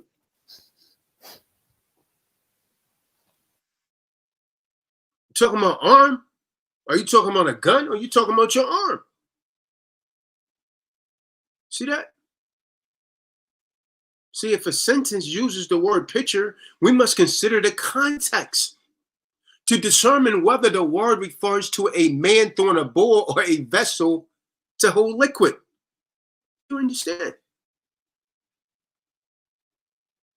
I think I'll stop right there, man. It's getting too deep. David's starting to go down, man. No, I'm still here. Keep it I don't going. want you to swim in that ignorance, David. I don't want you to swim. I don't want you to drown, David. Quickest way to teach someone nothing is to give them too much at once. You got anything you want to bring out, David? What do you think about today's lesson, David? I think I believe you. What does that mean, David? The Bible says, lean not onto your own understanding. So I found that you are a person who has understanding, and I'll listen to you. So he's a corporation that has understanding, is what you're trying to say? No, I just try to speak from my heart. Now, I was just giving an example of trying to interpret the context when using certain words. Same thing. Yeah, I got you, though. Yeah, because I'm new, but I'm going to figure it out. I'm not leaving you. David, you got anything you would like to bring up? Where's the good brother Marty? Where's the good brother Marty? What about old Jeffrey? I don't know what the heck's going on with Jeff, man. Well, I had asked him to call a brother 3 weeks ago. He never called him. I haven't heard from the brother, man. Yeah, I pray all's well. It's usually not a good sign. Folks just fall off like that.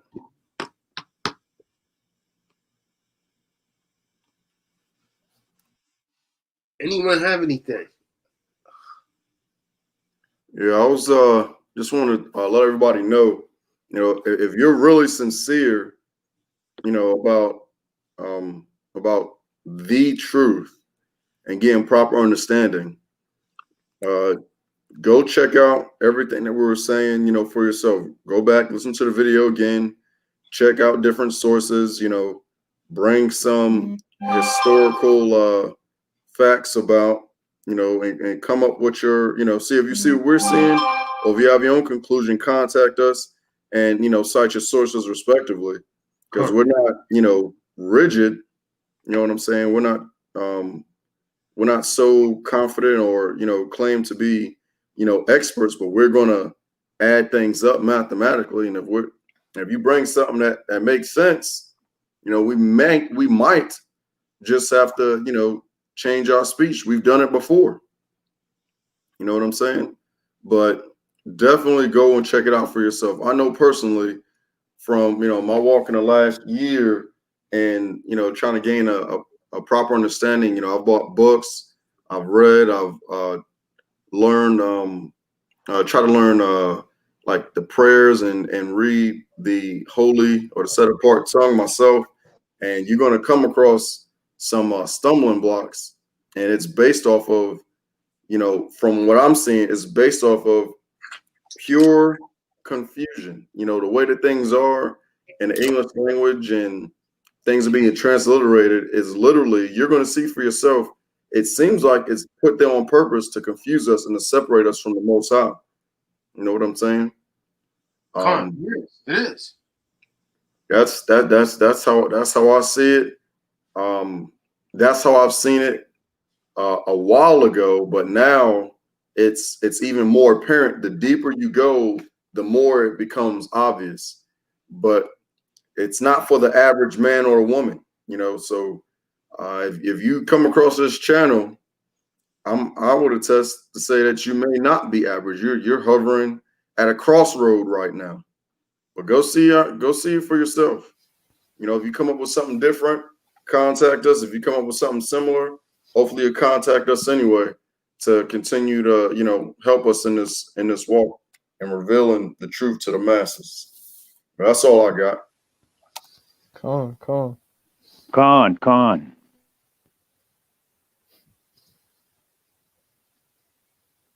I want to say this to everyone on the outside, debating about whether you want to join and you haven't come in and you're on the outside and you know we're telling the truth. What are you waiting for to come in? You know we're speaking truth. Don't get caught up without your nation. Marty, you was about to come in. I'm not sure it happened. I saw you in the room, but you fell out. Come on in, Marty. By the way, I sent those shirts, I think it was yesterday, maybe the day before. Marty. Hey, Shalom. S. Michael. What do you have? What's up, bro? I can't hardly hear you, brother. You sound distant. You said you couldn't hear me? You sound distant. Does he sound distant to just me, or is that? No, he does sound distant. Con. Yeah, it sounded like he was way from the mic. Yeah, you sound like you're way down in a well or something. I might have to turn my volume up. Nah, man, look like you in the dungeon where Daniels was. You seem like I'm in the dungeon? Yeah. Or maybe something has your microphone muffled. You got something in front of your mic on your device. No. Or if you have your phone standing straight up and down, it might be standing right on your mic. Yeah. Is that good? Can you hear me now? No, it sounds the same. It could be your phone case. Different things, but anyway. But y'all can't hear me? A little bit. Yeah. Con. Yeah, I try to catch y'all your live as much as possible, bro. Yeah, man, I hear you. Yeah, It's the everyday thing for me.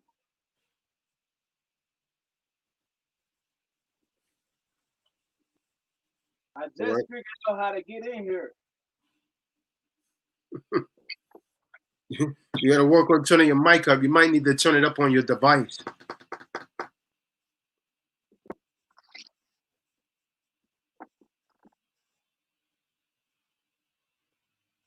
It's up as high as it goes. I don't know. Well, unless you're using another app that's sharing your microphone in the background. Con. It sounds like you got a lot of ear there also.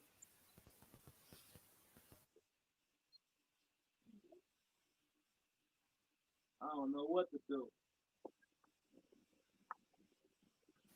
Might need some headphones. Yeah, I got some headphones. Hold on, let me see if that'll work. Hey, Marty, what do you have, Elder? Shabbat Shalom. I just came in late, so I just observing and listening, trying to learn. Just glad to be here. I just came in late. Oh, I know what it was. But Can y'all hear me now? something's going on. Getting Con, feedback. way better.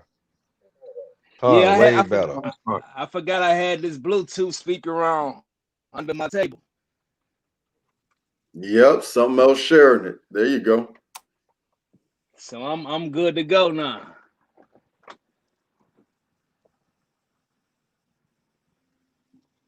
So what's the topic of discussion today, fellas? Hold on. Are you just coming in? Yeah, I just literally clicked on your live, bro, and I hopped right in the room because I figured it out. We're about to close it down. Yeah, we're about to Yeah, shut we down. done. You don't miss the y'all whole done? lesson. Oh man. I'm gonna have to rewind and watch the video over then. Come, Yeah, do that. come. Yeah. So y'all about to exit the building. Well, we're allowing people to come on to see if they agree, disagree, or some kind of insight on any kind of questions they may have based on what took place the past 2.5 hours. Okay. So can you refresh my mind on what took place in the last 2.5 hours? It Man, would be go back and watch the video. You're gonna have to go and watch the video. It's too much. You're gonna have to go back and watch the video, Kim. It's just way too much information, man. Okay. It's a lot of. We covered a lot, man. All right. That's no problem. It's good to figure out how to get in this room, though. I'm gonna be here a lot more often. I hope y'all know that. What is a problem, S. You say, what is my problem? No, what is a problem? What is a problem? Yeah, you say that's no problem. So what is a problem then? Oh, a problem will be something that's hard to solve for someone. A problem is simply a question that needs to be answered. Okay, that's a better way of putting it. Yeah. Yeah.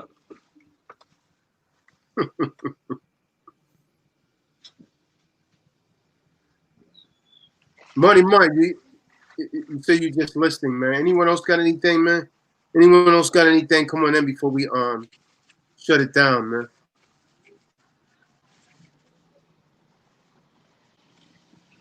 Kelly Quastar, the water for your order, it'll probably go out Monday, most high willing. 2 of these orders, if you're listening, Kelly Quastar, was downloads. Hey, Charles the Dog. Those hoodies, those hoodie shirts. I only got one in that. Okay. You know, those are from last year. That should be Okay. Yeah, so all the extra larges and all that, I really got rid of it, and they costed a lot. I'm not gonna take another loss, man. In order for me to order something like that, they're gonna have to pay up front, man. Nah, but you already sent the didn't you send out the logo already, like, you know what I'm saying, where you could just head to your local print shop and get it printed on? Right. Yeah, I think you might have sent that out. You know what I'm saying? That might be, you know. Yeah, it needs to be uniformity. It needs to be all Right. Yeah.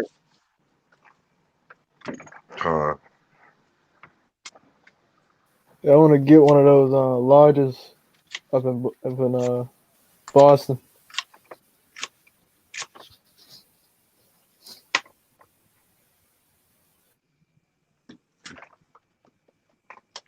It's about to get cold. You guys may want to get the beanies also, man, where they're still there, man. Y'all should be, myself already have those little beanie knit caps. You're gonna be needing those eventually, man. I got 6 of those left. I'll get one of those too. I'll get one of those too.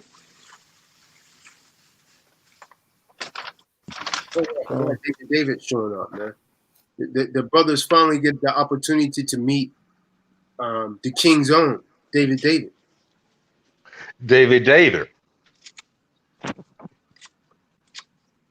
Do you guys believe in weather manipulation? There's no need to believe when there's facts out there and research on it. But that's not the topic at hand, huh? Yeah, I was just wondering because I heard you guys saying it was about to get cold. Yeah, yeah, brother. We trying to nourish your spirit right now and your soul. So you may want to sip on this knowledge, man. I see you feeding your body over there. You chefing up something to feed your body, but this right here, this is food for the soul. Oh yeah, definitely. We will highly suggest that you brunch on it. Definitely. Come on, like Hamashiach told the woman at the well. I feel like I can never know it all. Come on. She thought it was physical water. This stuff isn't. It's no physical stuff. We trying to feed your spirit.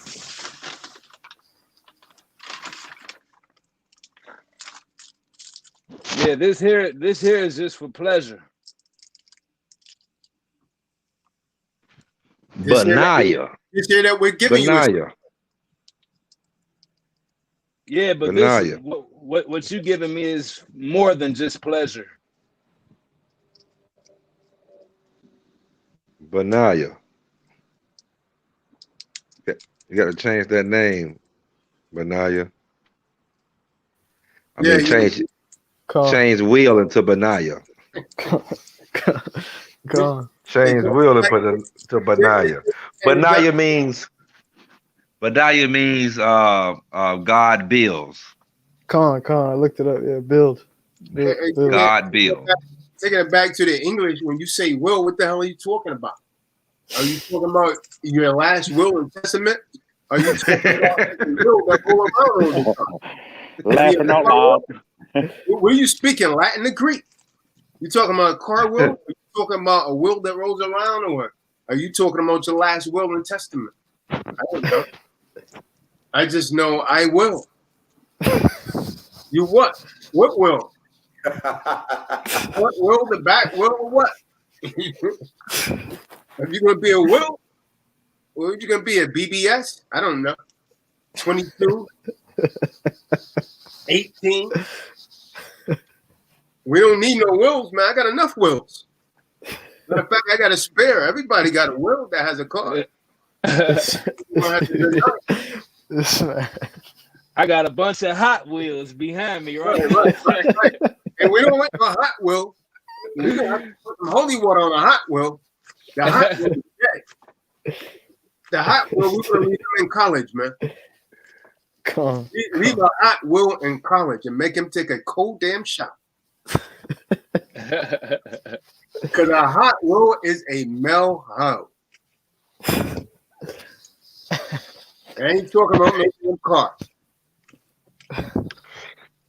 Something else, man.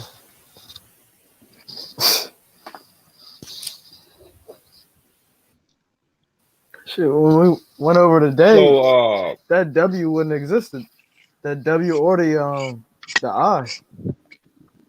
Well, I mean, in English, I mean, you're thinking about it as a transliteration. You see what I'm saying? But it's the sound, so don't let that throw you off. The I would have, but the I, when you're done with the Hebrew, that's a cipher shape, right? But it has the ayin sound. So what they're calling the U, that when we write the W, it has the wa sound. They pronounce it with the ah. We pronounce it with the wa, because we know, I mean, that it was one and the same. The W and the U is the same thing.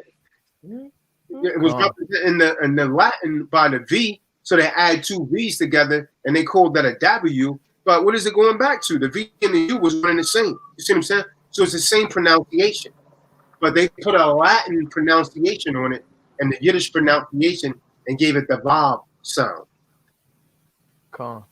So remember, the language, don't allow the Eberith confuse you with the Aramaic writings. So what they've done is they've taken a lot of the Aramaic letters and they put in the Latin and the Greek. and that's throwing a lot of people off. Because that's we went over today. You know, when we was in Atlanta, it kept saying Yud Hey Wah Hey, and then Lo instead of La. I noticed that when you said that earlier. There's a lot of things that are starting to clear up what they were talking about. Yeah, they were speaking Yiddish. Yiddish. But at the same time, when they were saying the name, they were speaking that lame in the ancient language. They was confused. They were saying Yud Hey. They wasn't saying Yah. They were saying Yud Hey Ah Hey. Yud Hey Ah Hey. The U-A-U Ah. Yud Y-O-D. Hey H-A-Y. See, they say Yud Hey. We say Yah Ha. They call Baha a Hey. It's kind of goes back to what I'm saying, man. It's just the region, man. I say oil. People in New Orleans say Earl. Oh, Earl. They say Earl in New Orleans. Earl. Yeah, they say Earl. I say Earl. Earl? Man, that just killed me, man.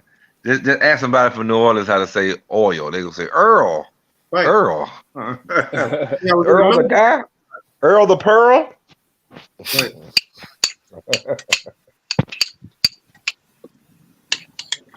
Yeah. See, I mean, your grandmother say Will, but I say run or tire.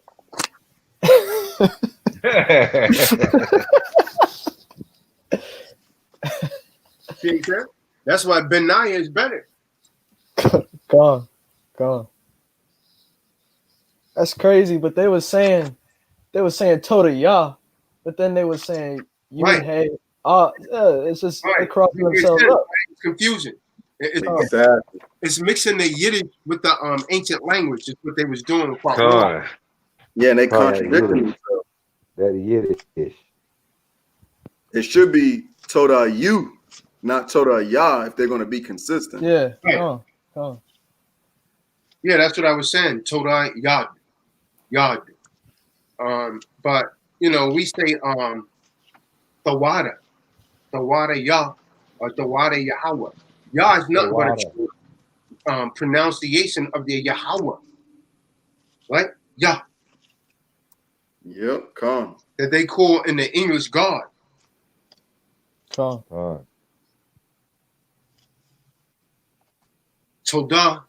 Yah. Toda Rabbah.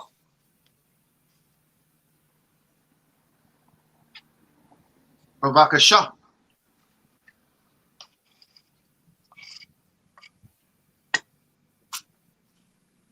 See, in the ancient, in the Lashawan Kadash, we say, who got noise here? Let's see who's up here. Okay, so. I think that's avocado. Yeah, that is it. You go over there and eat some avocados, man. Moving. Yeah. So in the ancient Eberith, we say Salakia. In the modern Yiddish, they say Sliha. Sliha. See that?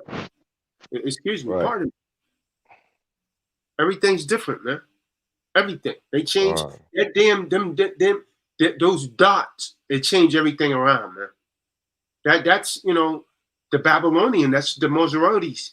They put that stuff in there, man, and confuse the language. That's what Zephaniah is talking about, 3 and 9. Cool. Book of Jeremiah, chapter 17, verse 5. Can't trust in no man. That's man's input into the Lashon HaKadosh, the Eberith. Confused a lot of people. Come. Mass confusion. Come. Allah, cattle. Bayat, house. Gamah, camel. Dalaf, door. It's easy in the Lashawan Kadash. When you put all them dots in there, you get people confused, man. And then they totally change the shapes of the things, man. When the hell are you going to change the shapes of the Aramaic, of the Paleo Hebrew, and you come up with your the shapes and everything totally changed, man? When you look at what they call this modern Hebrew, it's nothing but Yiddish, man. Let us go down and confuse their language.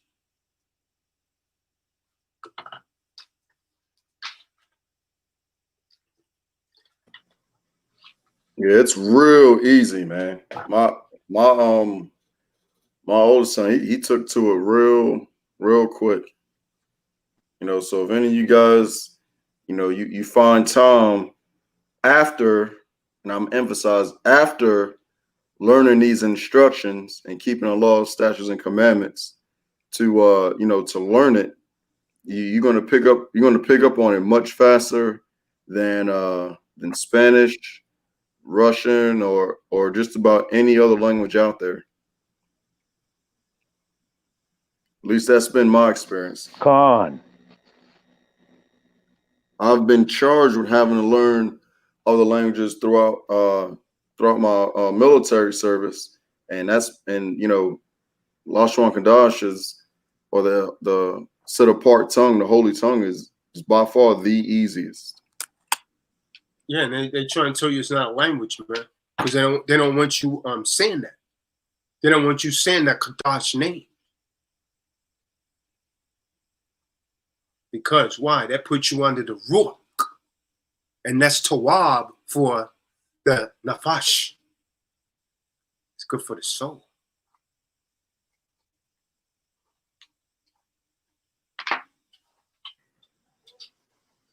Yeah, even the next character, the Ha, I mean, when you think about it, when it means like to reveal or arms raised, aha, you know, usually say something like that, you know, with your arms or your hands raised or whatever. So I mean, every character has a direct meaning and depiction of, you know, of what that is.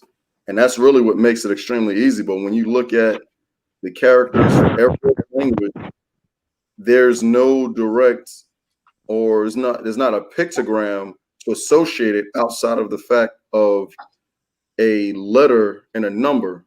Or Lashon Kadash, it incites other senses and different, you know, like different relationships and memories with something else, so that way you can build on top of it. And it's just good. It's just the easiest way to learn. It's just the easiest way to learn, you know. Because before those Aramaic letters, it was pictorial. It was pictures. You see what I'm saying? It was pictorials. You know, everything was expressed by pictorial. Con.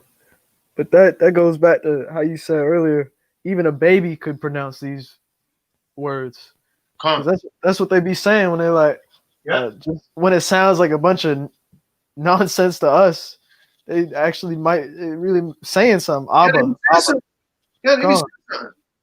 Con. Wawa. You see how the damn store comes out with Wawa? You know Wawa? Yeah. Anyone knows what Wawa mean in Lashawan Kadash? That literally means something, man. That means hook or stake, secure. Wow, I never knew that. I didn't put it on a damn store. Esau's nothing but a damn devil, man. You can call a damn store Wawa. So someone could think they talking about water. They're saying we're going to get you hooked. Wawa. Exactly. Wow. Yeah, well, man, I'm telling y'all, wait till y'all get into it and you see it for yourself. You're gonna look at this world in a whole new light. Believe you me. Like you can't even really explain it with words. You just gotta experience it. You gotta walk it out.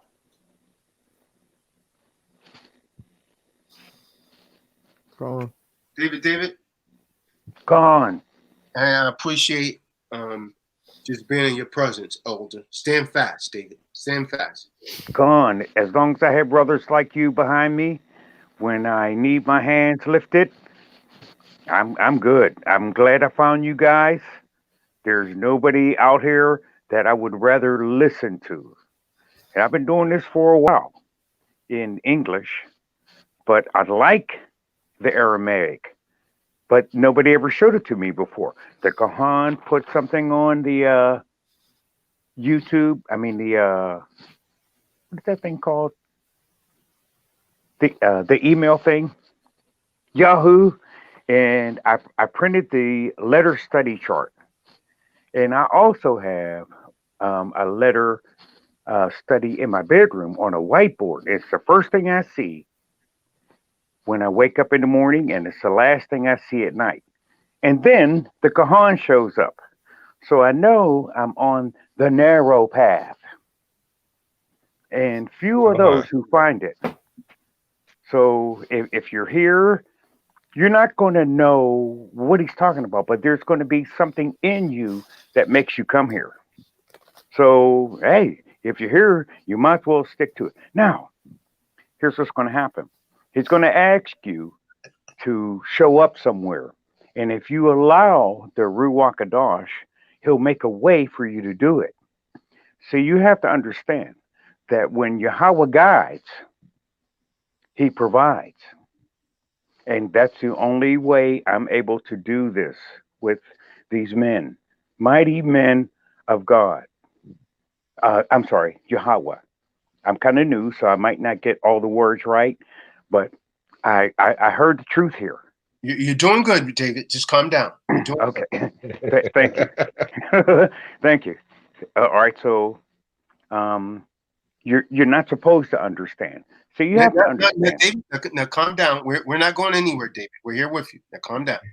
Okay. So you have to understand that the Ruach Kadosh will lead you and guide you into great and wonderful things that you need to know. Now, I found these gentlemen, sometimes I might call them guys, sometimes I might call them men, so, blah, blah, blah.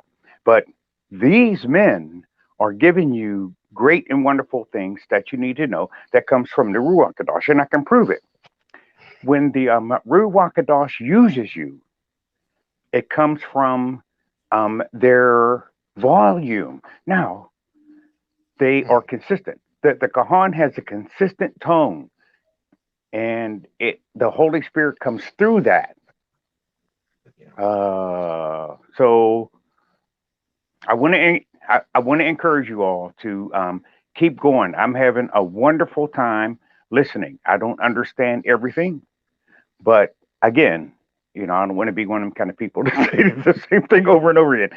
But I'm learning from these men, and I want to encourage you to just stick to it and just learn. And this is a wonderful thing, and you're looking at it, and you're not participating in it because you're looking at something that's happening. You have to understand this camp is a moving thing. It's moving. So wherever you pick it up at, you might not see us when we start, but you might pick us up, like the Kahan said. Well, I'm getting ready to shut this down. So you might be like that brother who just came on. He was like, hey, I just heard your live, or I just saw that your live was on. So he just picked it up at a different point. But if you keep listening, keep following, then the Ruach Kadosh will help you. But you're not going to get it all at once. So you just have to understand.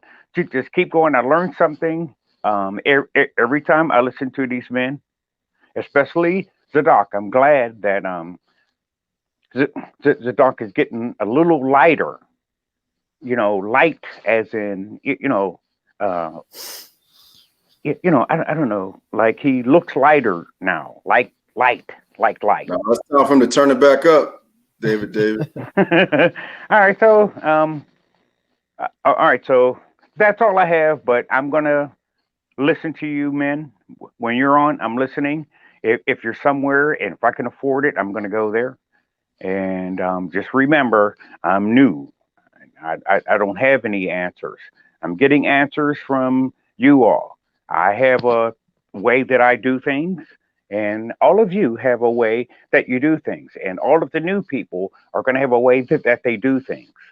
But we're going to follow the Kahan, and we will trust him. And it'll work. It just, won't work for everything right away. You just have to keep following him. He's like a tornado. He's coming through. So you're going to survive. This is what he's trying to get us to do, in my opinion. He wants you to make it. And that's what I want. So that's all I have. Kahan.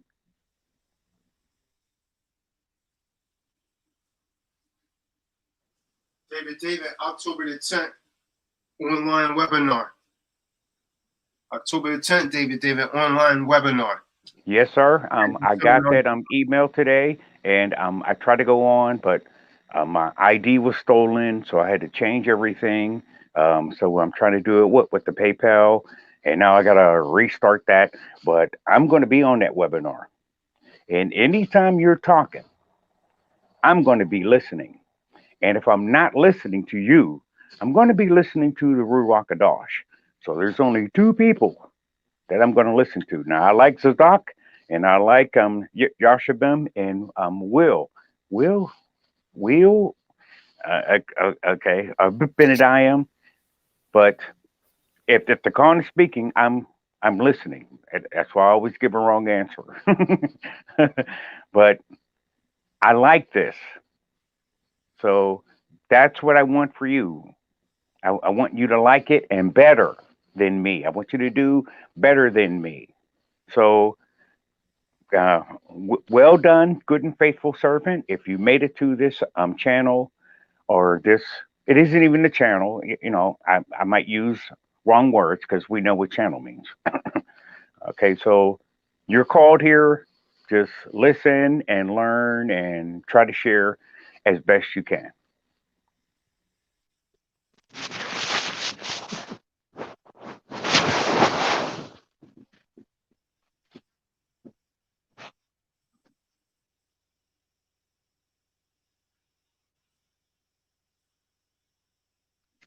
Shaka Khan.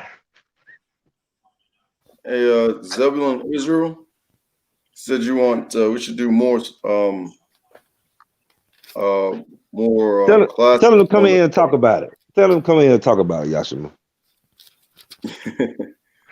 Yeah, go ahead. He ain't gonna never come in and talk about it. Yeah, you call Tell him to come in and talk about it. Yeah, you call it your letter study, but it would be easier if you look at it as a full picture. You know what I'm saying? But yeah, man, come in, give your perspective, Zebulon Israel, and yeah, what would you like about the lesson? What was revealed to you, or what did you get affirmed in you for this lesson?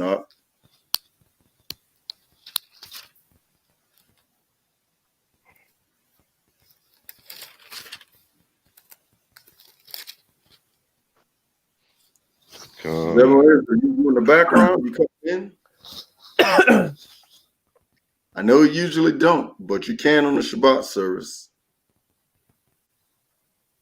Con.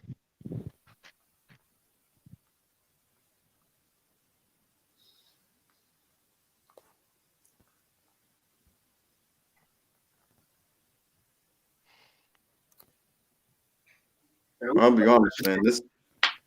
Who is that guy you was talking about? Zebulon Israel. Oh yeah. Yeah, I mean, we primarily do these Hebrew things, for ourselves, man, in the camp, not everyone else, man. Matter of fact, we haven't even really been doing it anymore. Once upon a time, y'all should be remembering one night a week we would teach like a Hebrew course. I mean, it's really easy to learn, man. You get it down, you want to put time in it, but the problem is, you got to keep speaking it in order to Catch on. really get it, man. You gotta keep using it on a daily basis. Then you'll get more familiar with it. You'll see that it's very, very simple, man. Yeah, Yeah, I still do the so-called what they call the Lord's Prayer. You know what I'm saying? Every single day, just to keep me on it. And then like I mentioned before, when my sons are trying to, well, my oldest son, when he's trying to get at me, he'll speak it a little bit because he sees I enjoy it and whatnot. Yeah. Come. I'm trying to get his way. Baha Shemha. Baha Shemha. Masheya. Yahweh Shai. Baha Shemha. Masheya. Yahweh Shai. In the name of the Messiah, Yahweh Shai. Come. Khan. Let me see, can I get this thing right here? Yeah, Bahashem. In his name. Baha Shemha. In his Come. name. Let me see, can I get this staff? That's what they're saying every time they say Yahweh Bahashem, Yahweh Shah. Khan. I had this brother. This brother makes some good staffs, man. He's from Georgia. He got all kind of different kind of wood and different paints. But I'll take one of them. I got one from years ago. Yeah, so just gotta get this on there. Oh, how can I get in contact with you? Yahweh. I guess y'all could probably see that. Let me see. Yeah, I can see it. I I got one of those, man. Yeah. Then we got Yahweh Shai. And we got the son name Yahweh Shai right there. Y'all should be able to make those, man. Y'all should be. You can make those if you got the tools, man. Oh yeah, I do. Oh, you do. The Lion of Judah. The Lion of Judah, and you know who name that is right there. Zadok. Zadok. Zadok. And that menorah. And then we got mahogany red, Sedona red, and the golden oak. I know. So yeah, but this right here costs about a 6 foot one. It probably costs about $85 plus shipping. Pretty good one. I ain't had a chance to really bring it out yet. But can't wait to be able to get up with your brothers and gonna bring it out, man. But yeah, you know what I'm saying, nice staffs. Every brother should get them a staff. That's what the Bible says anyway. Yep, a nice one. Staff.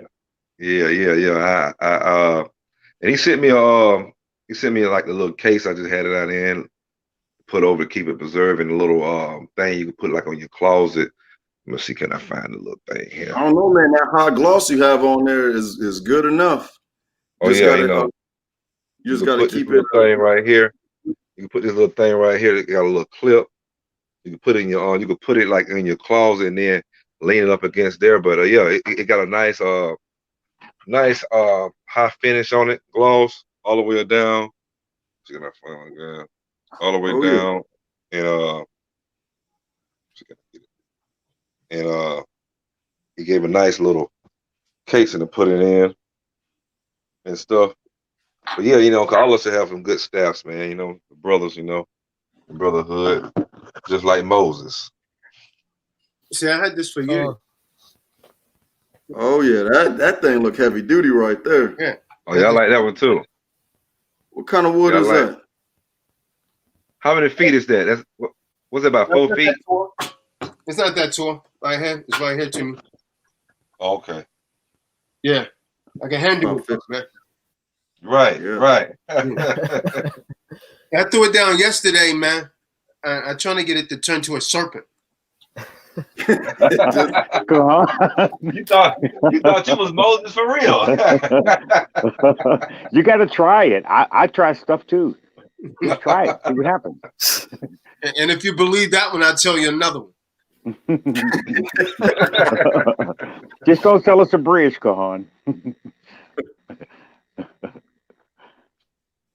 Well, yeah. So, everybody gonna have to get you a personalized staff, man.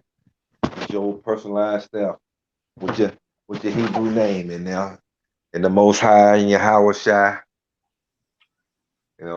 Get your menorah design on there. Lion of Judah, the wolf, the rhino, whoever you want.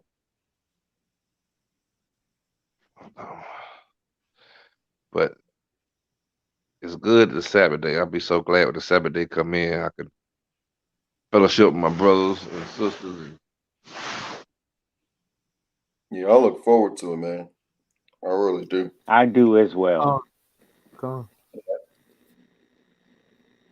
Hey, prayers up, man. Getting this thing on this building here soon. Got some things to take care of before hitting the road this week for our next feast day. But yeah, we want to make this thing happen and build our own businesses and things like that. Most definitely. So ain't nobody in the background, nobody backstage, Charles Doc? Nope, I'm about to shut it down, man. All right. Come on, I gotta put this phone on the charger now. This joke about to die. Yeah, I'm about to watch Israel Adesanya beat that Brazilian's ass, man. Yeah. Yeah, damn. Hey, it's some good ones tonight, man. It's two twin brothers, the Charlo brothers, they twins. They they boxing. They fight each other tonight. I'm like, damn, man. You know what I'm saying? What your mom and daddy gonna do? Y'all two brothers, they black brothers too. You know what I'm saying? It's like, brother, they twins. They about to box the damn night. I'm like, damn, one of them think is a champion heavyweight. I'm talking about the UFC. Yeah. You talking about Israel. I know you talking about. Yeah, but both of those things are tonight. They got both of those tonight. Israel fight tonight on the on the UFC, the MMA, and the two black Charlo brothers. They fight each other box tonight in the boxing thing. So yeah, it's gonna be crazy. Yeah, I already ordered that, man. I wanted to see that, man. Yeah, Israel, man, he kicked some ass, man. Ain't too many people messing with him at all. That dude, they don't like Jake, having belts, man. John Jones, no. John Jones, he left, man, because Dana White wasn't giving him money that he wanted. Yeah, he giving all the white boys money. All the white boys, say get all the money. Damn, McGregor and them and all them people, they getting all the damn money. Right. John Jones, man, yeah, the brother deserved a much bigger pay thing. I don't care what he's done, man. Yeah, he the best one they got. They know that, you know what I'm saying? He just be feeling all those damn. He just be doing crazy, dumb shit, you know. But hell, when he get in that ring, he whipping ass in that ring. You know why? Because he got Becky. He married Becky. Oh yeah. Put that spirit on him. Yep. Well, the Most High warns us about that. He warns us about that. Strange woman. Yeah, it's a narrow pit. She's a narrow pit. Damn. David, I'm not freebasing. I'm burning some sage, man. Yeah, I know about sage. I have actually recommended a couple single burners.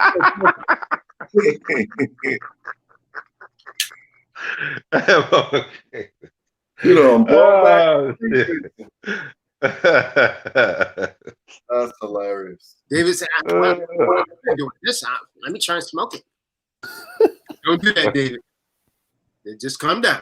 Calm down, David. I'm just burning sage. You're doing good, David. So I guess that's it, man. We can go ahead and shut it down, man, because the preliminary started at 7. I already missed the hour of it. Con, man. Y'all enjoy the rest of the night, fellas, man.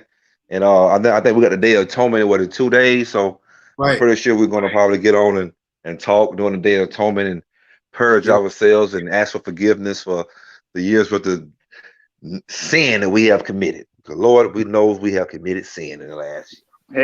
Amen. Yeah. So we're gonna purge all that. We're gonna purge all that leaven out of us. And Benai, don't try and go mess with none of them old hoes on the Day of Atonement, man. Your old